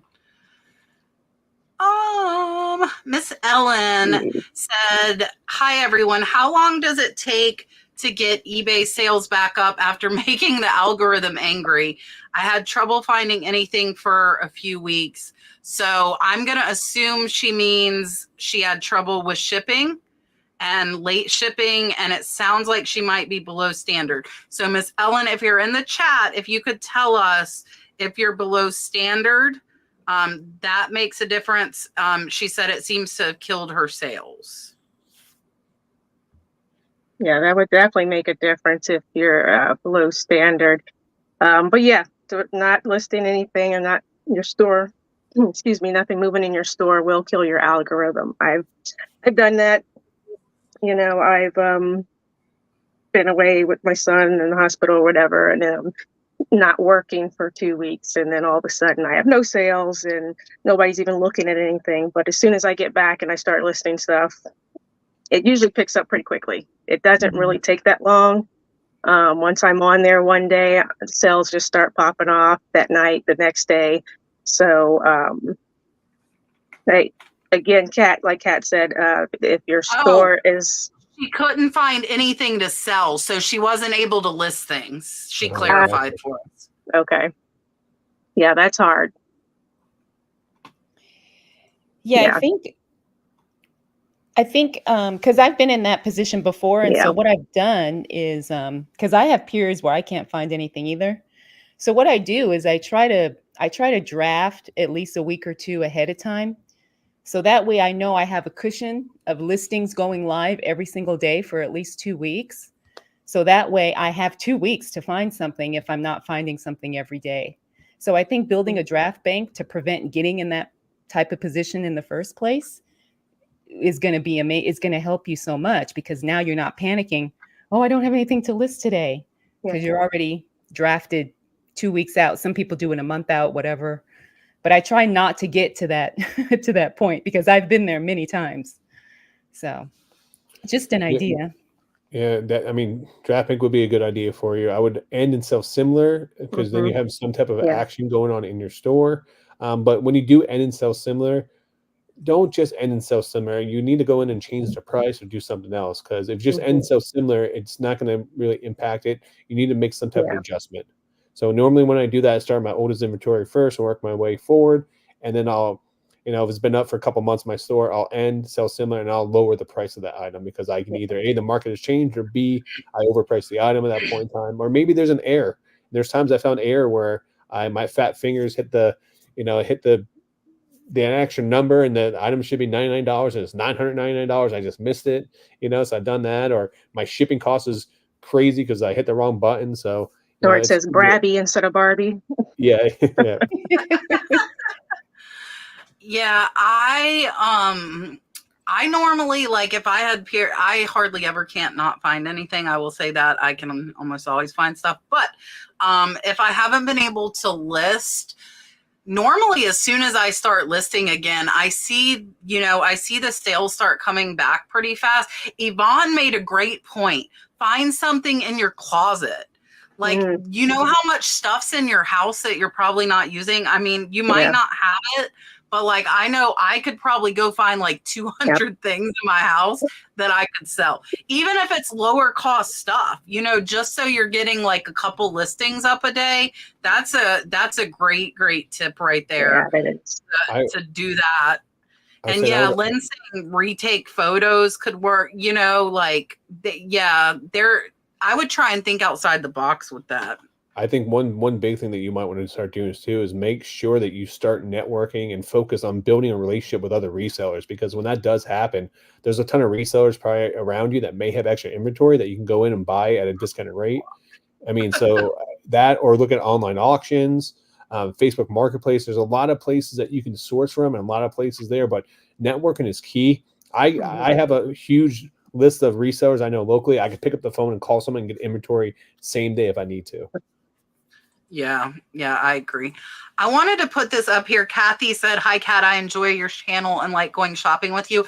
We, since last Tuesday, hit 10,000 subscribers on my second channel, Kat's Treasure Hunting. So I just wanted to say thank you to everybody. I appreciate it. I'm super thrilled about that. And I appreciate you guys watching and coming shopping with me. And now I have like excess inventory again. So if I was close to you, I probably could offer some help. Yeah, if you live in Florida, let me know, because I have Ron has so much inventory that I can hook up you and the next 100 people. So Michael wants to know, when you send an item from one coast to the other coast, do you send it priority or ground advantage? I send whatever the buyer has chosen, whatever the cheapest is. I will upgrade it to priority if the buyer has paid a certain amount and priority is within that. I will do that, but it really depends on the cost and what the buyer has chosen. Yeah, I'm the same way for eBay. Poshmark, obviously, it's going to be all priority. But whatever the buyer pays for, that's what I ship it at. Yeah, so I am going to try to ship it to the cheapest route without adjusting the shipping times. So if a buyer paid for the item to get there in 2 days, I can adjust it to either UPS or FedEx or Postal Service, as long as it's going to be shipped within that same time frame. But if I can save a little money, I'll definitely adjust it, because FedEx and UPS and they're all in the Postal Service are all within 2-3 minutes of each other for me. Yeah, so for me, a lot of it has to do with the cost of an item. A lot of things, if I know it will fit perfectly in a priority box, a number 7, that is a free box to me, and I think the item cost can hold it, I will list it only as priority so that the buyer paid for it. A lot of times, like, I'm in Florida, so North Carolina, South Carolina, Georgia, priority is cheaper than ground advantage, but coast to coast, ground advantage is going to be cheaper. So 9 times out of 10, it's going to go ground advantage coast to coast. But if it's a high priced item, I'm not shipping it ground advantage. I'm going to pay up and ship it via priority. But chances are I put priority in my listing so the buyer is paid for that. If I list a $200 item, I'm not going to put ground advantage as an option. If they wrote me and asked me, I would add it, but I'm going to put it mainly as priority. So, Kat, I didn't tell you, I'm actually going to do a yard sale, I think. So people in the chat are asking where I'm located. I'm actually located right outside of Tampa, north of Tampa, but I decide. So if you guys here have any tips for me for a yard sale, I'm going to blow out a ton of merchandise at a yard sale. So any tips for people on the panel here that have actually done a yard sale before? Anyone? Nothing? I was so surprised when I did mine. I just would put out as many signs as you can and put it on Craigslist and Facebook Marketplace. But I'm in the middle of nowhere, and we got a ton of. I was like super surprised how many people actually came to mine. It was a lot. So I'm going to make it fun though. I'm going to put up a wheel so when people spend X amount of money, can spin a wheel, get prizes. I'm literally going to have like, if we want to negotiate, we'll negotiate for weird things. I don't care, whatever you want to do, but I think it'd be fun. I might film it too. Just make a video of it instead of going picking. I think. Did you see Cincinnati Pickers sign that he posted for the yard sale? It said, "My husband's vasectomy failed. I need a minivan yard sale." Yeah. Like if you thought of funny ones, like I bet people come like just for like the funny sign. My favorite signs I always find out and about is like I've seen like a Mr. T one says, "I pity the fool, don't come to my yard sale." I've seen that before, and then I've also seen like, "My husband's a cheating son of a beep, and I'm selling all the stuff, so come buy his stuff." I've seen that one before, or divorce sale. Like you guys ever been to a divorce sale? Those are like, you get the best deals, but the most awkward sales, because like you go up to buy something, he's like, "I'm like, hey, how much for this?" "Oh, that's my husband's." "I don't care." You'd be like $100. Like, "Give me $5. I don't care." That's so funny. All right, Berkshire Pickers says, "Any tips for selling on Whatnot? I hear it can be a nightmare if you sell a lot of items." I don't have any. I've never sold on Whatnot. I love Whatnot. I think consistency is everything. So that's probably the biggest tip, is just do it and then keep doing it. So if you're new to Whatnot, so the biggest misconception of Whatnot is you do not need a social media following. Yes, does it help? It does, but you do not need to have a social media following. You just need to bring good products at a low cost, and you got to put the hard work in, just like anything else. When you start your eBay store, and people don't want to put the hard work in. They see other people go on there, they have a big following right away. It takes time. Even when I have a small YouTube following, and when I started, like I had 10 people in my auction, my first couple ones out there. It doesn't happen overnight. You just got to be consistent, do weekly or bi-weekly sales, list your items if you're new, so people can see what you have. Pay attention to the chat. The biggest pet peeve is when I go in there and ask questions and the seller's not paying attention to the chat. But it's not for everyone, but I will say, like, if you can be successful and Whatnot, you will source completely differently going forward. You will find items that you normally pass up that going to sell and Whatnot. But also to do your research, because Whatnot was originally started to sell collectibles. So if you're trying to sell like I'm gonna say belt buckles, there's not a belt buckle category on Whatnot, but there's a sports card category, there's a comic book category, because these are things that they focus originally to build on. They just put in some clothing, they just put in slot cars, they just put in like in the past year or two, like the storage unit or garage sale category. So make sure you just do your research, go on there and watch a ton of spend a whole month watching people and write down what you like, what you don't like. But remember, it's not a selling platform, it's a social media platform. So what you like on Instagram, Facebook, what entertains you is what's going to help you sell on there. Okay, so I want to hone in on, she's saying she hears it's a nightmare if you sell a lot of items. So one, if you're new, you're probably not going to sell a ton, so that's probably going to be a while down the road. Two, you need to make sure you're organized. We do jewelry. They are numbered A1, A2, A3. They are in envelopes. They get pulled out to pack. When I've done bigger stuff, I use Post-its and I number them as well. If you catalog, you have photographs of the items so that you can see exactly what you sold. I told Brooke to bring honey, since all of you sent so many super chats. I asked Brooke to bring Mr. Honey out. So here is Mr. Honey. He's purring. The camera shy. I don't know if he can still see the light. He has one eye. I'm not sure. The vet told her that he's completely blind, though.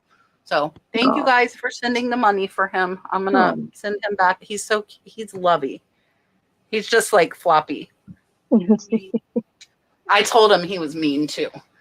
Brooke said him mean because he likes to hide and swat you as you walk by.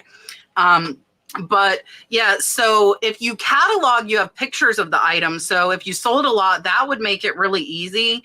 I added some to my Sunday sale, and I took pictures of every item I added. So when I added it to the catalog, I just put it on the camera, added it so we had a photograph, and I added a number. So Yeah, be careful. So Sherry's making a good point. If you're not having a lot of sales, she said her giveaways took all her earnings. Any giveaways you do, you pay the shipping, plus you're giving the item. So if you don't sell many items and say you do 4 giveaways that cost $8 each in shipping, that's $32 that comes out of your profits. So be very, very careful about the giveaways. I typically do very light 1 ounce stuff for my giveaways. I don't do heavy stuff. Don't let Kevin come to your sale. There's the top tip. That's the best tip of the night right there, guys. Don't let come to my sale. So Lynn, I will tell you, Whatnot broke my spirit too. And if you guys have been watching me, you saw that. However, I am back and I am doing well again. So sometimes you got to just step away. I stepped away for months and said, And then I went to an estate sale, found tons of sterling, brought it, and I did excellent with it. And I will tell you guys, I wasn't starting low. The rings were starting at $25. I wasn't going to lose money on it. You know, I can't afford. I paid $15 for them at the estate sale. So at 25 after fees, I made about $5, but I made $5 in a day on each item, you know, and I'm okay with that. But be very, very careful and just keep that in mind. And sometimes you got to, I stepped away for probably like 4 or 5 months. I've been off Whatnot for a while. Oh, it's been that long?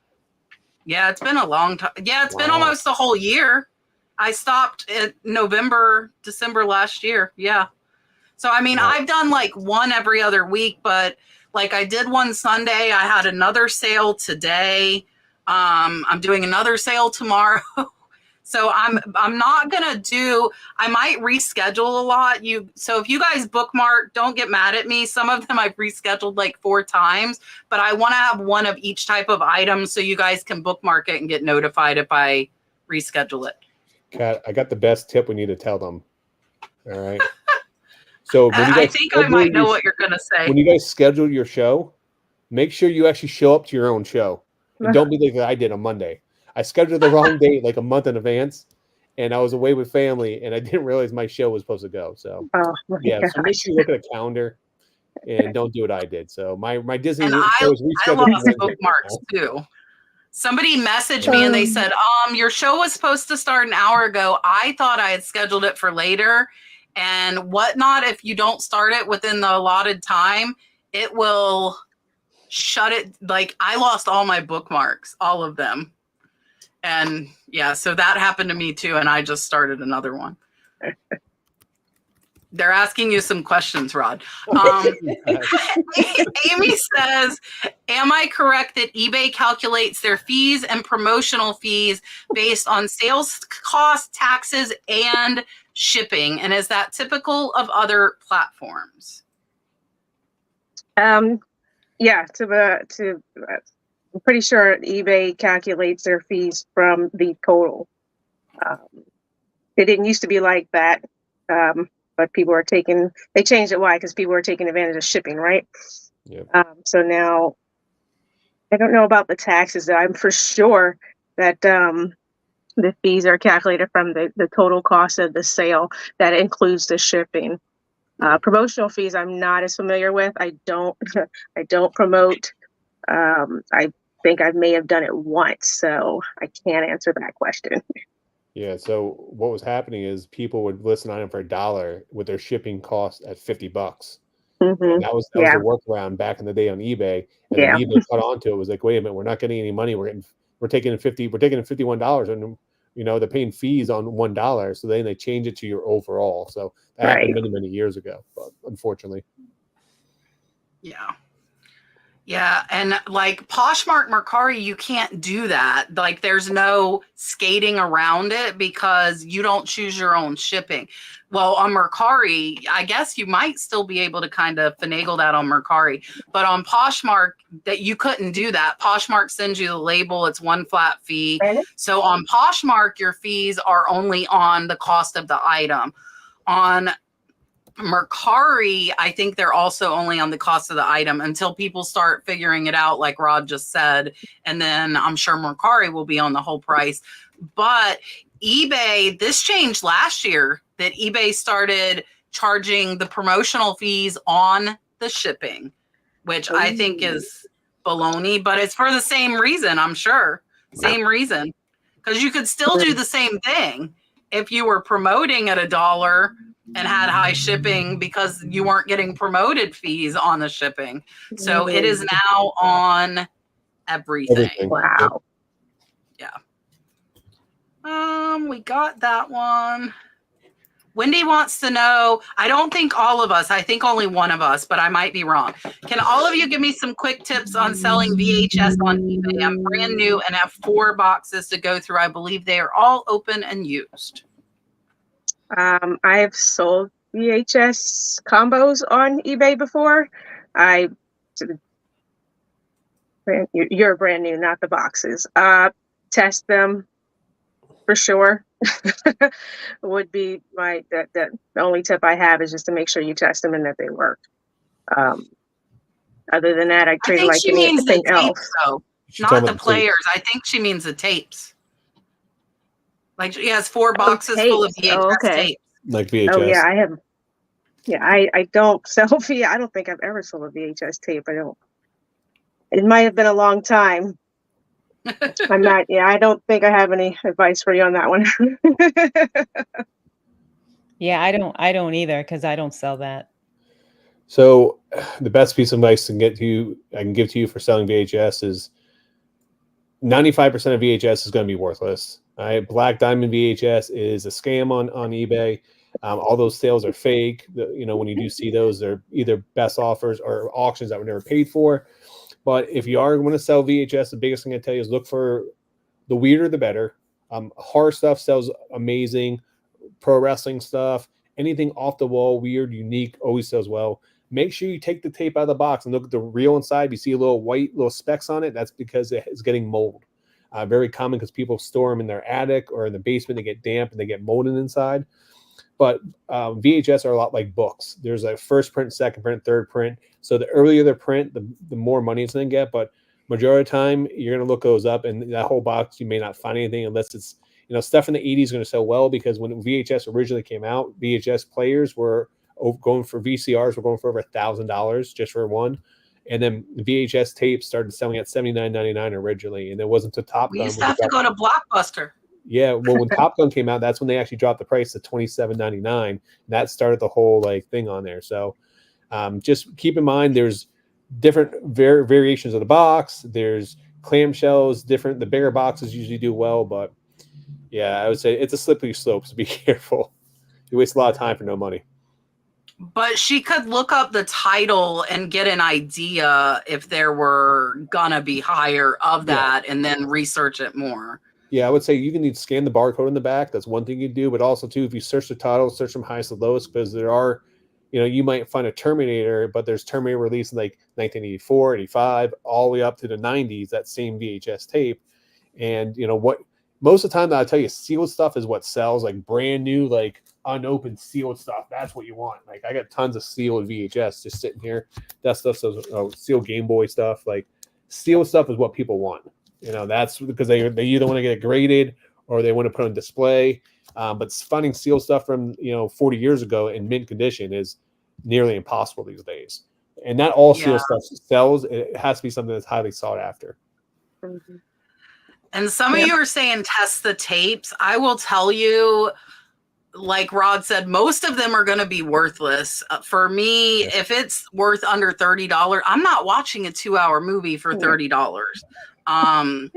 So I would take the same stance. We talk about this with video games a lot. We ship them out. We look for scratches, like Rod was saying, look for the white spots, look for obvious issues. And if not, then sell it and be prepared. If they say it doesn't work, then I'm prepared to refund them because I know I didn't test it. I don't know if it works.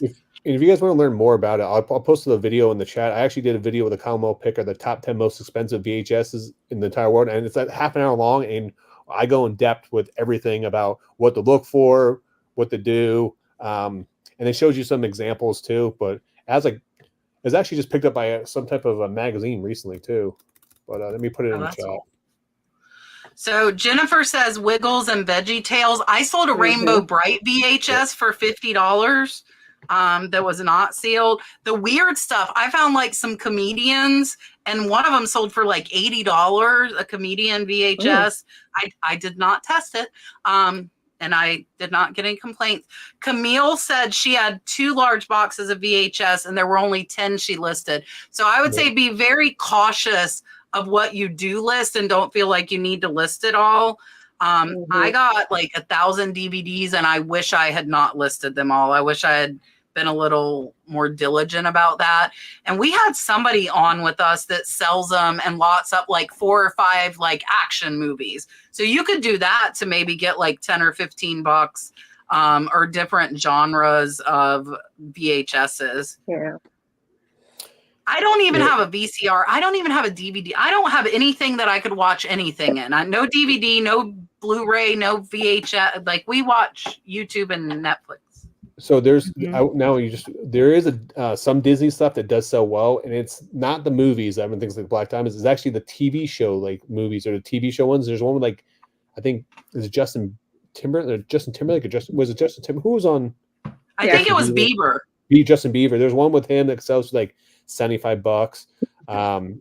But also too, like if you ever find the DVD VCR combos, what you guys want to look for in the back of them, if you can connect HDMI to it, those minimum sell for $100+, anywhere from $100 to $300 on average, because they are like the latest models right before they stop making them, and they're highly sought after, and it's more high def. It's a lot better quality. So that's a tip for Bolo to look out for when it comes to the VCR DVD combos. If it has HDMI in the back of it, pick them up. They'll sell great. All right, I'm going to do another round of super chats. Miss Rose sent me $1.99 and said, congrats on hitting 10K. Thank you very much. And then Amy sent $5 for Mr. We named him Honey when we thought he was a girl, but we think Honey works for a boy too. So he's just saying Honey. Brad's calling him Henry now, but we're calling him Honey. Amy sent $5, and then Lala's Mercantile sent $4.99. So thank you guys so, so much. I am going to give you the whale. Here you go.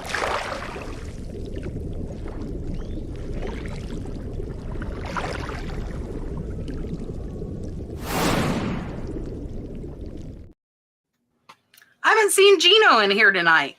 Speaking of all the super chats, Gino made most of them. I haven't seen him in the chat tonight. Let's see.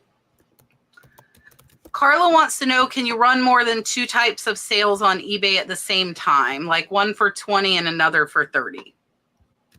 Yes. Yes. Yeah, I think there's probably, you could do an unlimited amount of sales. You just would pick the items for each sale. Yep. And then pick how long they run for. Yeah, or you can just stagger the dates or something. Yeah, I set up mine for the whole month. So like probably this Friday, I'll set up April's for the whole month. I do it once a month. And then sometimes though, on the first, I'll be like, why are all my items so high? And I realize like my sale's not on. Camille said, when I send an offer on eBay, it pops up on my activity list below selling, and I send a percentage. No message. So how would I leave an automatic message when I send an offer? What does she mean? I think she means so it normally has a generic one, and it says, here's your chance to get this item for a great price.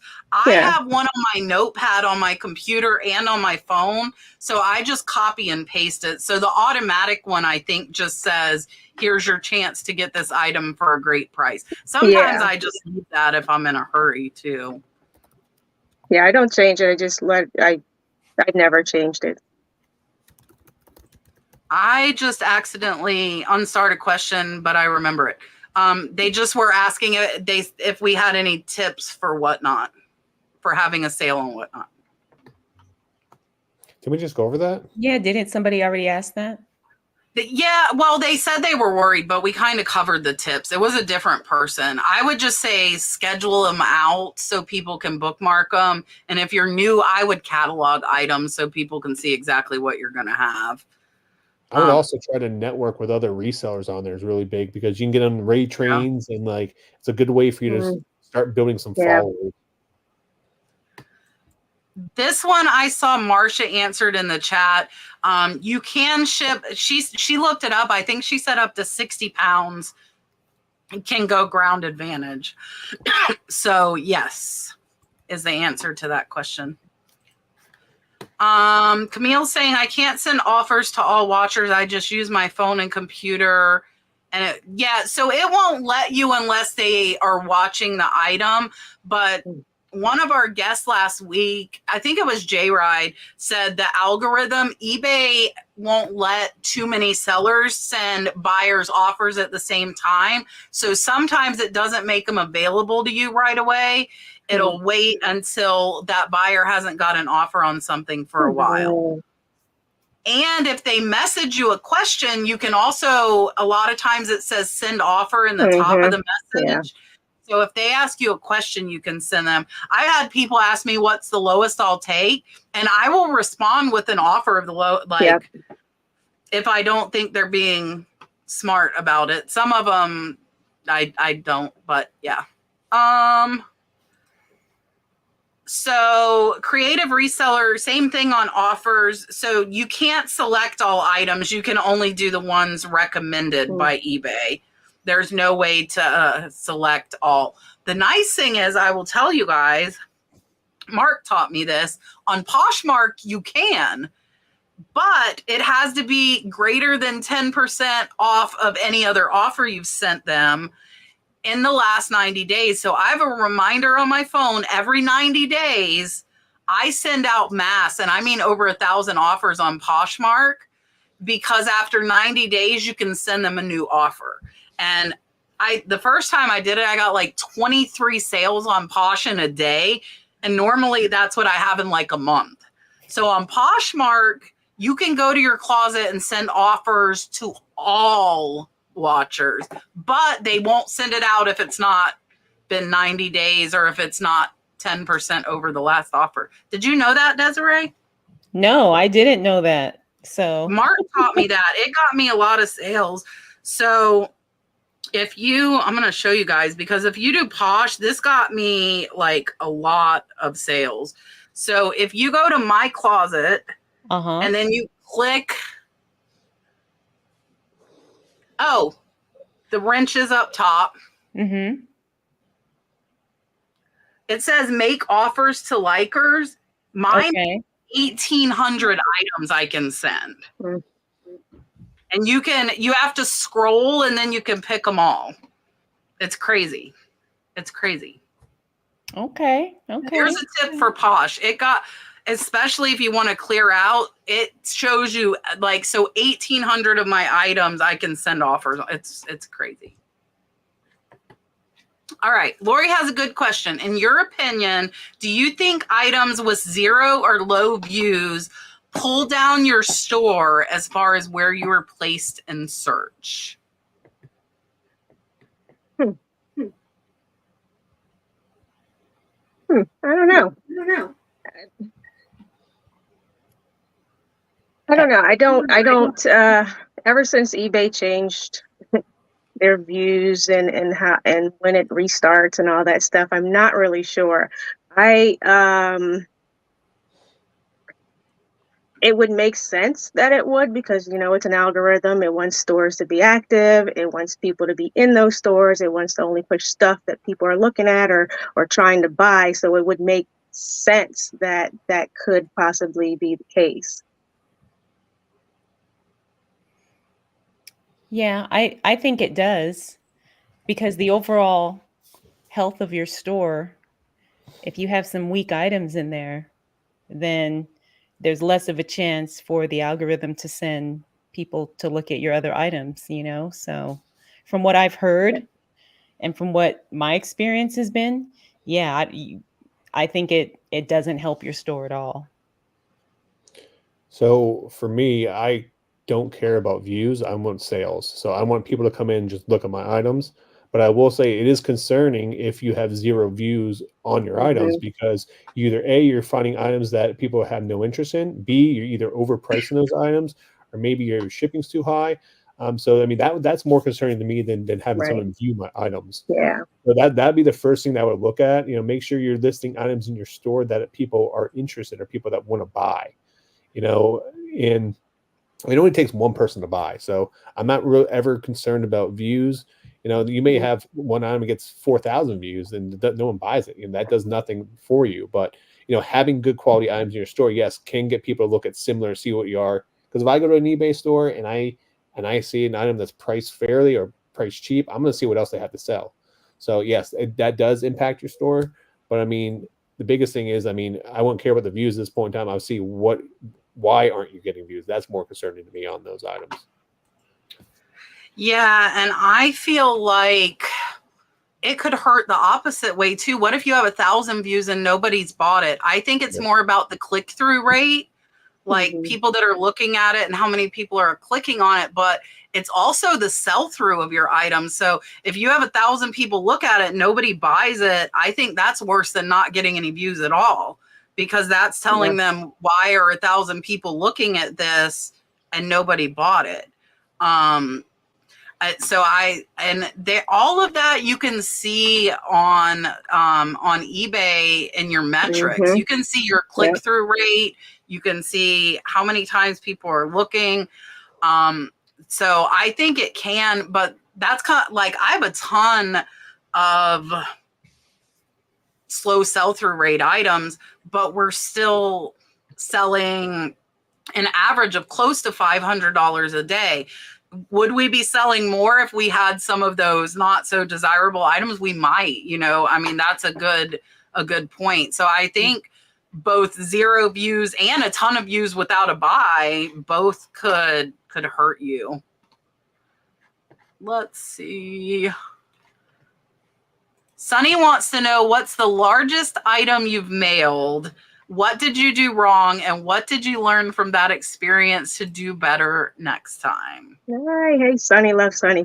The largest item I have mailed. The largest item I have mailed would gotta be a dollhouse. It's a cross between a dollhouse and a McDonald's toy drive-through. Learning, like I said before, make sure you do it first before you list it. That is literally the only thing that I've learned from that process is you've once you've taken the photo, you need to take it apart and put it in a box, pack it, and weigh it and measure it. It's going to be the biggest mistake that if you don't, because you have no idea. I mean, it's not like it's a one shirt or a pair of jeans that you probably could guess the weight on just by touching it. But that's probably the biggest thing I would say. For me, it was that blow mold I mentioned earlier. And actually, I didn't do anything wrong on that one. It was probably one of the easiest things I've shipped, because I just so happened to have a box that fit it. I just so happened to have packing peanuts to, cushion it. And I shipped it UPS ground, and it was $32. The guy got it the next day. I was surprised. So, shipping blow molds is easy. Yeah, so for me, I mean, I have shipped some blow molds. They're, I think, like around 42 inches. They're pretty big. They're super easy to ship, though, just like she was saying. And with those, I would say I just shipped, actually, spoiler for my upcoming flipping video here, but I just shipped what was it, like a giant, do you know when you go to the movie theater, it has a giant like vinyl posters that like hang off the walls? But this thing was like an 8-foot long poster. I had a Scooby-Doo one, and I just sold it, and now I just shipped it. And I literally, right before this podcast, I got a message saying that it broke during shipping. Not my fault. It looked like the Postal Service took the box and just bent it in half and broke the UPS actually broke the stick inside. And so what would I do differently than that? I mean, I would probably have to write in the outside of the box is fragile, not that really matters or anything like that going forward. Maybe put some extra padding inside there, but I mean, it's a rolled up movie they literally took the box and looked like they literally jumped off the couch and just bent it right in half. So like it was it was something they did on their end. But I will say probably the biggest thing I learned from shipping bigger items is make sure you have the actual box to ship those items, because nothing's worse selling a huge item and then looking like, oh crap, I'm out of boxes, or having to run the store and then get it, and then get there, get a knife and you're cutting the box up and Frankenstein the box. And sometimes that takes 20 minutes or 30 minutes to package up one item. So make sure it's worth your while, and the profit is there to ship big items. Mm-hmm. So my biggest probably took 2 hours to Frankenbox. Wow. There are two things. One was a steamer trunk, and that was kind of like Desiree's experience. I had a box that fitted. It actually, besides being heavy, was really easy. Wait, what was it? A steamer what? A steamer trunk, like the old trunks. Oh, gotcha. Yeah, the big trunks. But I had a big box. So, and that's a rectangle easy item. Mm-hmm. I sold a wheelchair for $600. And it took 3 giant boxes. I didn't want to take it apart because I was scared they wouldn't be able to get it back together. So it took 3 giant boxes, and we made an L shape. If you think of a wheelchair folded up, it was like an L. And it was covered by the buyer. What I did wrong, I probably wouldn't have been as afraid of freight, and I probably would have freighted it to them instead of trying to box it, is what I would have done. That was before I had shipped furniture via freight. So I thought I had to put everything in, and I did put it in a box technically, and it got there safely. The buyer was happy. And the profit was there. I bought it for $20. I sold it for $600. So I'm okay with it taking me and Brad 2 hours to Frankenbox it, because it was just awkward shaped, and there was no box. I mean, I'm sure there is a box big enough, but not anywhere that I knew of. I would just freight the dang thing next time is what I would do differently. Yay, Yeah, Gina. I think boxes are you definitely got to make sure you have a large box ready. Yeah, and that one, I don't typically keep the large ones. We do have a few large items, but most of them are longer tail. So they're not I wouldn't want to have them in a box and take up that space. But we keep, I have a good stash of really big boxes that I keep on hand. Whenever stuff from Amazon comes in a nice box, I'm like, oh, I'm keeping that box. Yeah. Yeah, I'm going to hit another round of super chats. Creative Reseller joined the membership. Michael Lynn, I think did you send? No, you weren't there Sunday. You were there today. Michael Lynn got a lot of gemstone jewelry from me today over on Whatnot, and has 7 rescue kitties. One of them is an orange tabby named Honey. That is so funny. We named him that because he's so sweet. Except now that he's used to us, he also is a rowdy 6-month-old kitten, but that's okay. Camille sent $4, and then S. Gray sent $5.49. Thank you guys so much. I'll give you guys the beach. We haven't done the beach yet today. Here you go.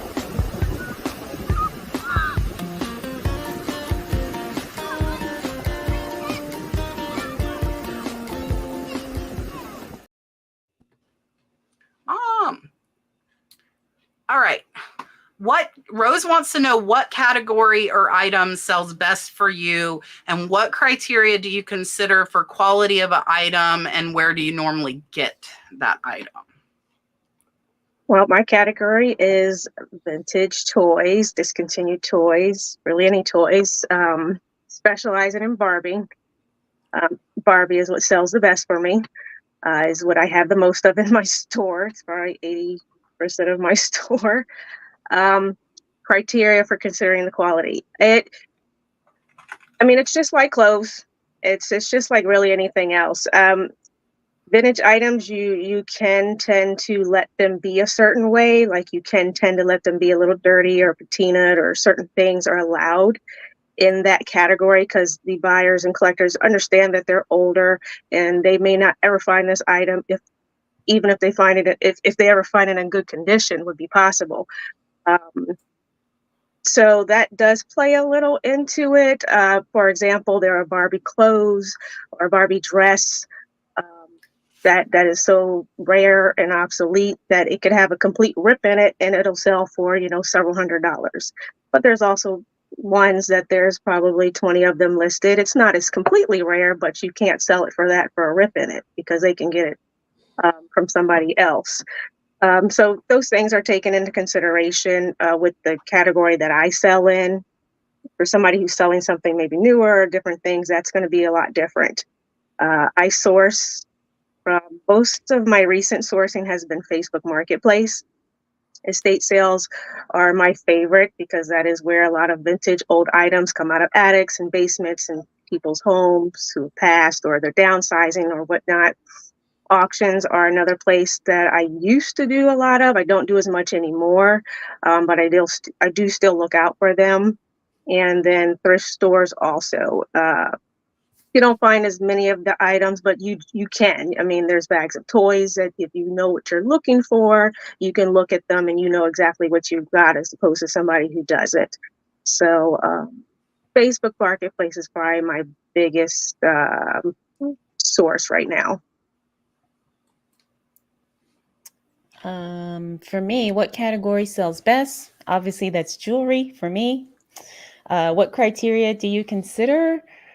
For me, it's condition and the brand, or it could be the style. It just depends on the piece. So, it could range, but I think Kat and I talked about this too, where like if you can find branded jewelry, you're going to have a lot better luck selling that than just a random beaded bracelet. Where do I usually find that stuff? Everywhere. Like friends have given me stuff. I found stuff at yard sales. Obviously, the typical places just like Brandi, thrift stores, estate sales, online auctions, Facebook Marketplace. And believe it or not, I source and sell on eBay, and I've sourced and sold on Poshmark. So pretty much everywhere. So for me, I am an everything seller. I do specialize in like pop culture stuff, but what's selling best for me actually varies per month. One month slot cars are the best thing that's selling for me. Another month is designer boxes, and then another month it's Disney pins. The reason for that is I'm buying in bulk and I'm buying out collections. Mm-hmm. So for me, it's finding items that have a high sell-through rate, and I can, you make your money on the buy, not the sell. So if I can get items cheap enough, and the main reason, the main way I do that is through private picks. I do a lot of private picks that do well, and honestly, a lot of those private picks comes from garage sales. Garage sale is my favorite thing to do. I garage sale every single week, and when I go at garage sale, I ask for specific items every single yard sale I go to. I tell people what you do. That's the big. I mean, everyone. If you're a reseller right now and people don't know what you do, you should go on Facebook, put your status as, hey, I started a reselling business on the side, try to help pay off my student loans or help do this. If you guys know anyone moving or anyone has a bunch of stuff they're looking to sell, this is stuff I look for.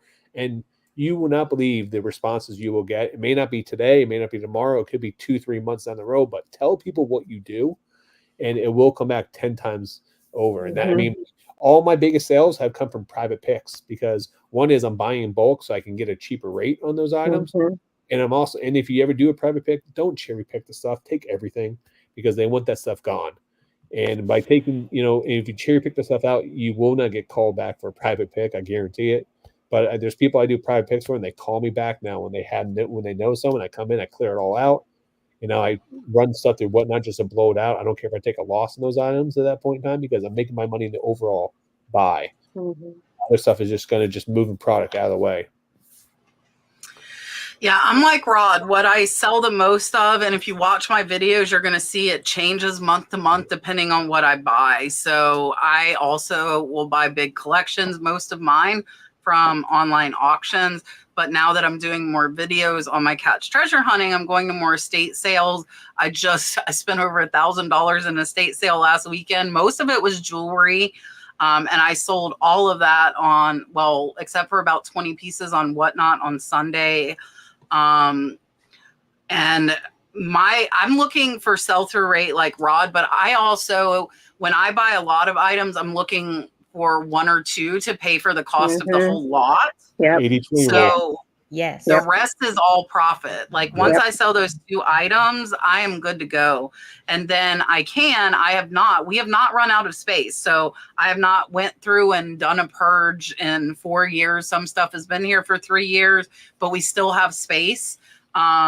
We might get to that point, but for quality in the lots that we are buying. And same thing at yard sales, guys. I just bought 20 fairies. I bought all of them at the estate sale, and I got a lower cost on them because I took them all. I didn't cherry pick them. I guarantee you, if I would have cherry picked, they would not have given me the price they gave me. So I said, I'll take them all at X amount each. I promised them I would not say on video how much I got them for. So I'm not going to. I didn't on the cat's treasure hunting video either. I promised the estate sale people that I wouldn't, but yeah. So then for quality to list though, for me, I want to see like $15 to $20 typically to list it. Sometimes I'll do like a $12 item if it's really easy, like a little scarf or something simple like that. But that's kind of ours. And like, the category's changing. We did license plates forever. I'm like Rod with his Disney pins. I had license plates. I had Harley pins. I bought 600 Harley pins. People got tired of me showing them, tired of me showing license plates, tired of me showing scarves. The boxes, same. That's Rod's fault. Rod started that one. They're back there. They got more. So it changes every month. S. Gray, this is a very opinion-based question, and the chat can answer as well. Is insurance reliable and covers all costs? I'm going to assume she means shipping insurance. Or just covering an item in case it gets damaged. Yeah. I would assume it's reliable. I mean, it's there for that specific purpose. I have very rarely used insurance. And I'm trying to even recall if I want to say I have, but it was so long ago, but I couldn't even tell you what it covers or what the thing says that it does once you buy it. Yeah, I've used insurance a lot, shipping like higher end jewelry pieces. And I think it's reliable in the sense in that it gives me and the buyer peace of mind. So I've never had to put a claim in because luckily it got there safely. Because whenever I ship something higher end, I do insurance and signature required. So I think the post office is a little bit more careful because they know they have to get a signature for it when it gets delivered. But yeah, I think it's reliable in the sense of giving, like I said, buyer and seller peace of mind. It's to a point, I would say. You gotta be careful because sometimes when those items do get damaged, they will require for you to bring the box and the broken item to the post office or to the facility for them to inspect it. And if the buyer is not willing to do that, it does cause an issue.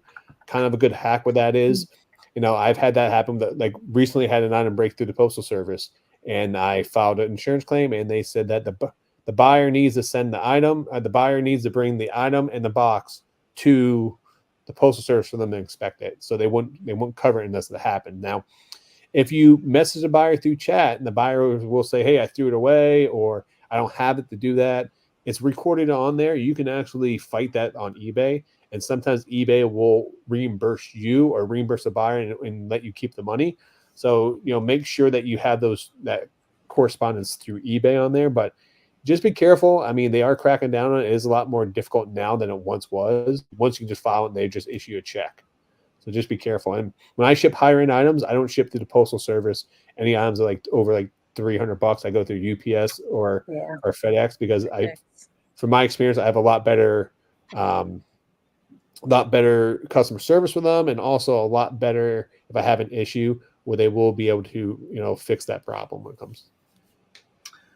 Yeah, so I'll say if it gets lost, it is 100% reliable. Correct. They will 100% pay it out if it gets lost. If it is damaged, it's 50%, 50-50. Like Rod said, they're going to tell you bring the box, They're going to tell you, bring the item.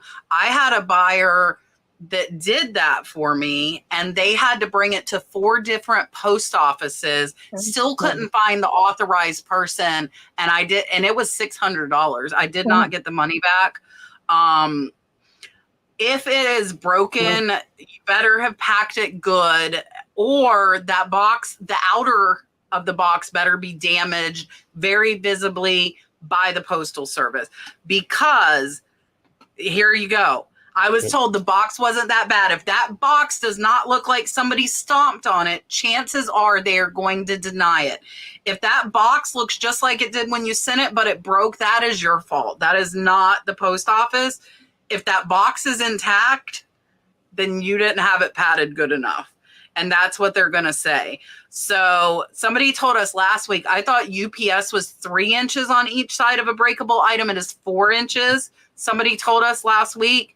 So that means if you have an 8-inch item, you have to have a 16-inch box. You need 4 inches on each side for UPS to cover that claim.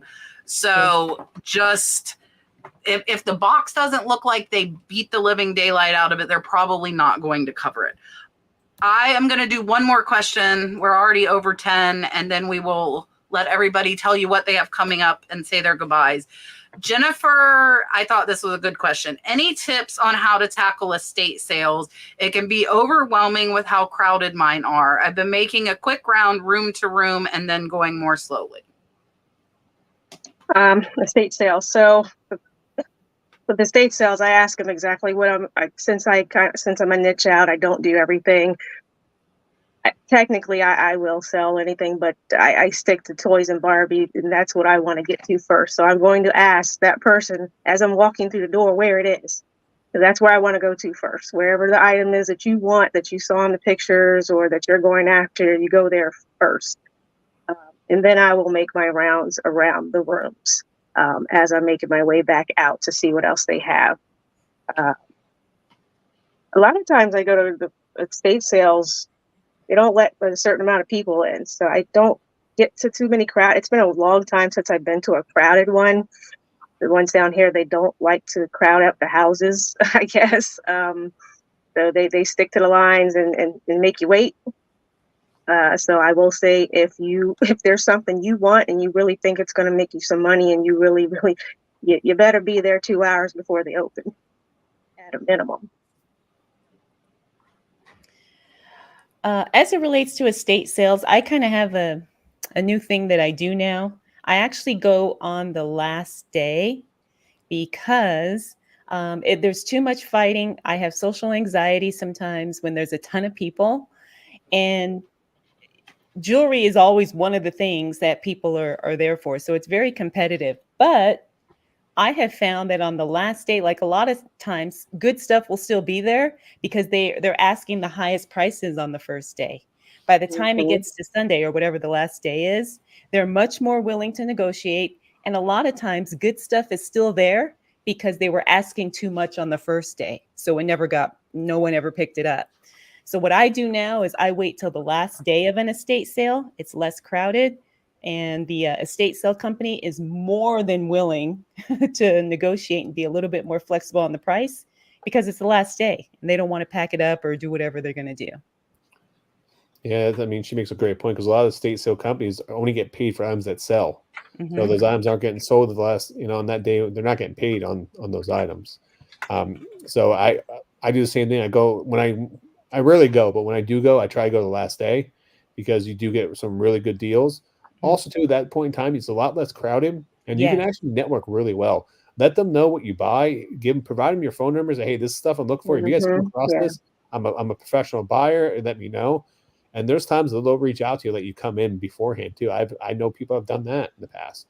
So it's all about networking. But go to the last day and then try to bundle a lot of things together because they have to remember. Not only do they want things to sell, but they also have to clear up, organize stuff, boxed up, or prepare for it to be out of there because a lot of times estate sales, they're either selling the property, they're getting rid of it, so the items have to be gone. So it's less work. So try to make big bundles if you can, stuff there, and you get better deals.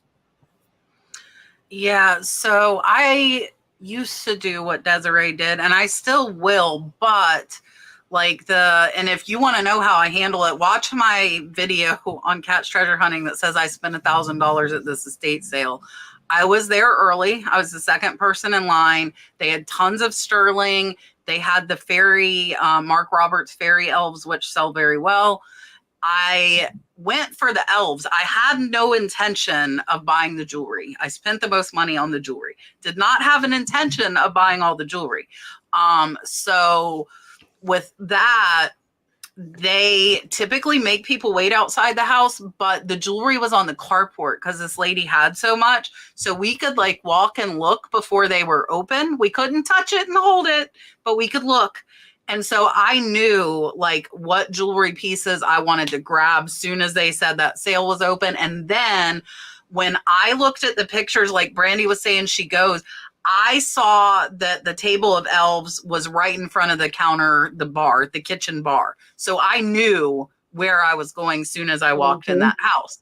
I walked in and saw they were priced higher than what I wanted to pay, walked around to all the rooms. And if you watch me, I made 3 rounds through that house. When you're trying to go fast and look, you're going to miss stuff.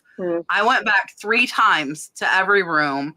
And I found my best thing was like a Jim Shore statue. It already sold for $100. It sold in less than 12 hours. Picked it up for $8. I picked it up on the 3rd go round by that table. It was not one of the first things I saw. So I go for what I saw in the pictures first, just like Brandi. And then I make a quick, and when I say quick, like my video looked like it was in fast forward. It was not. I was actually moving that quick. I made like a quick round through the whole house for like anything I thought I had to have. And then I slowed down and went back again. Some of our sales are like Brandi's where they like only let so many people in, but like this company when they open, they're open. So it's crazy. Like Desiree was saying, it is packed, but other companies will only let like 8 or 10 people in the house at a time. So they have a list with your name and they call people in. That looks like one of mine too. You have like all my cat's twins. But so that's what the big thing for me and whether I'll go early is how bad I want something, like Brandi said. Like I wanted those elves is what I wanted. But then they were priced too high, but I got them. But I will tell you, like Gina's saying she could load her truck on the last day for $100. I knew that if I offered them too low on those elves, it was the first day, the first hour, guys. I knew I was going to have to offer them a good amount to make them want to take an offer on the first day. And I did, and they took it. So this company does not do a list. You stand and wait in line, the one that I went to. And I like that company. The other company in Gainesville, they make you sign up on a list, get your phone number, and call you. So every single one's different. But yeah. All right. I kept everybody late. I'm going to make Brandi big, then Desiree. Let them know if you have anything going on, where to find you. And then Rod and I will as well. Here's Brandi. Well, like I said, guys, my Reseller Treasure is my channel name. And it's mostly Barbie stuff. I do talk about the vintage toys, but you can find a lot of information out about pretty much how to sell, how to locate, how to fix, how to clean, how to brush their hair, all the things that you may want to know on valuing, identification, and help with selling your dolls. I do have a couple of new videos coming out. I'm working on this weekend. Working on a video on how to get ink out of a doll, which is going to be a really interesting video. A lot of people are always interested in how to do that because a lot of toys and dolls come with drawings on them. So look out for that one. And you can also find me on Instagram as well, my Reseller Treasure. And I think that's it. Perfect. Here is Desiree. Hi, so I'm Desiree, and I have 2 YouTube channels, Good, Great, Fabulous, and the Jewelry Resellers Podcast. However, the podcast channel is getting a lot more love for me nowadays because it just launched, and I publish 2 podcast episodes a week. I just uploaded one today. You can also listen to the podcast on Spotify and Apple Podcasts or wherever you listen to podcasts. So I would love it if you would check it out. Thank you. Perfect. Rod, what's going on? So I dropped a brand new video on my picking and punching channel. I do the most ridiculous negotiation at a garage sale, so you need to see that.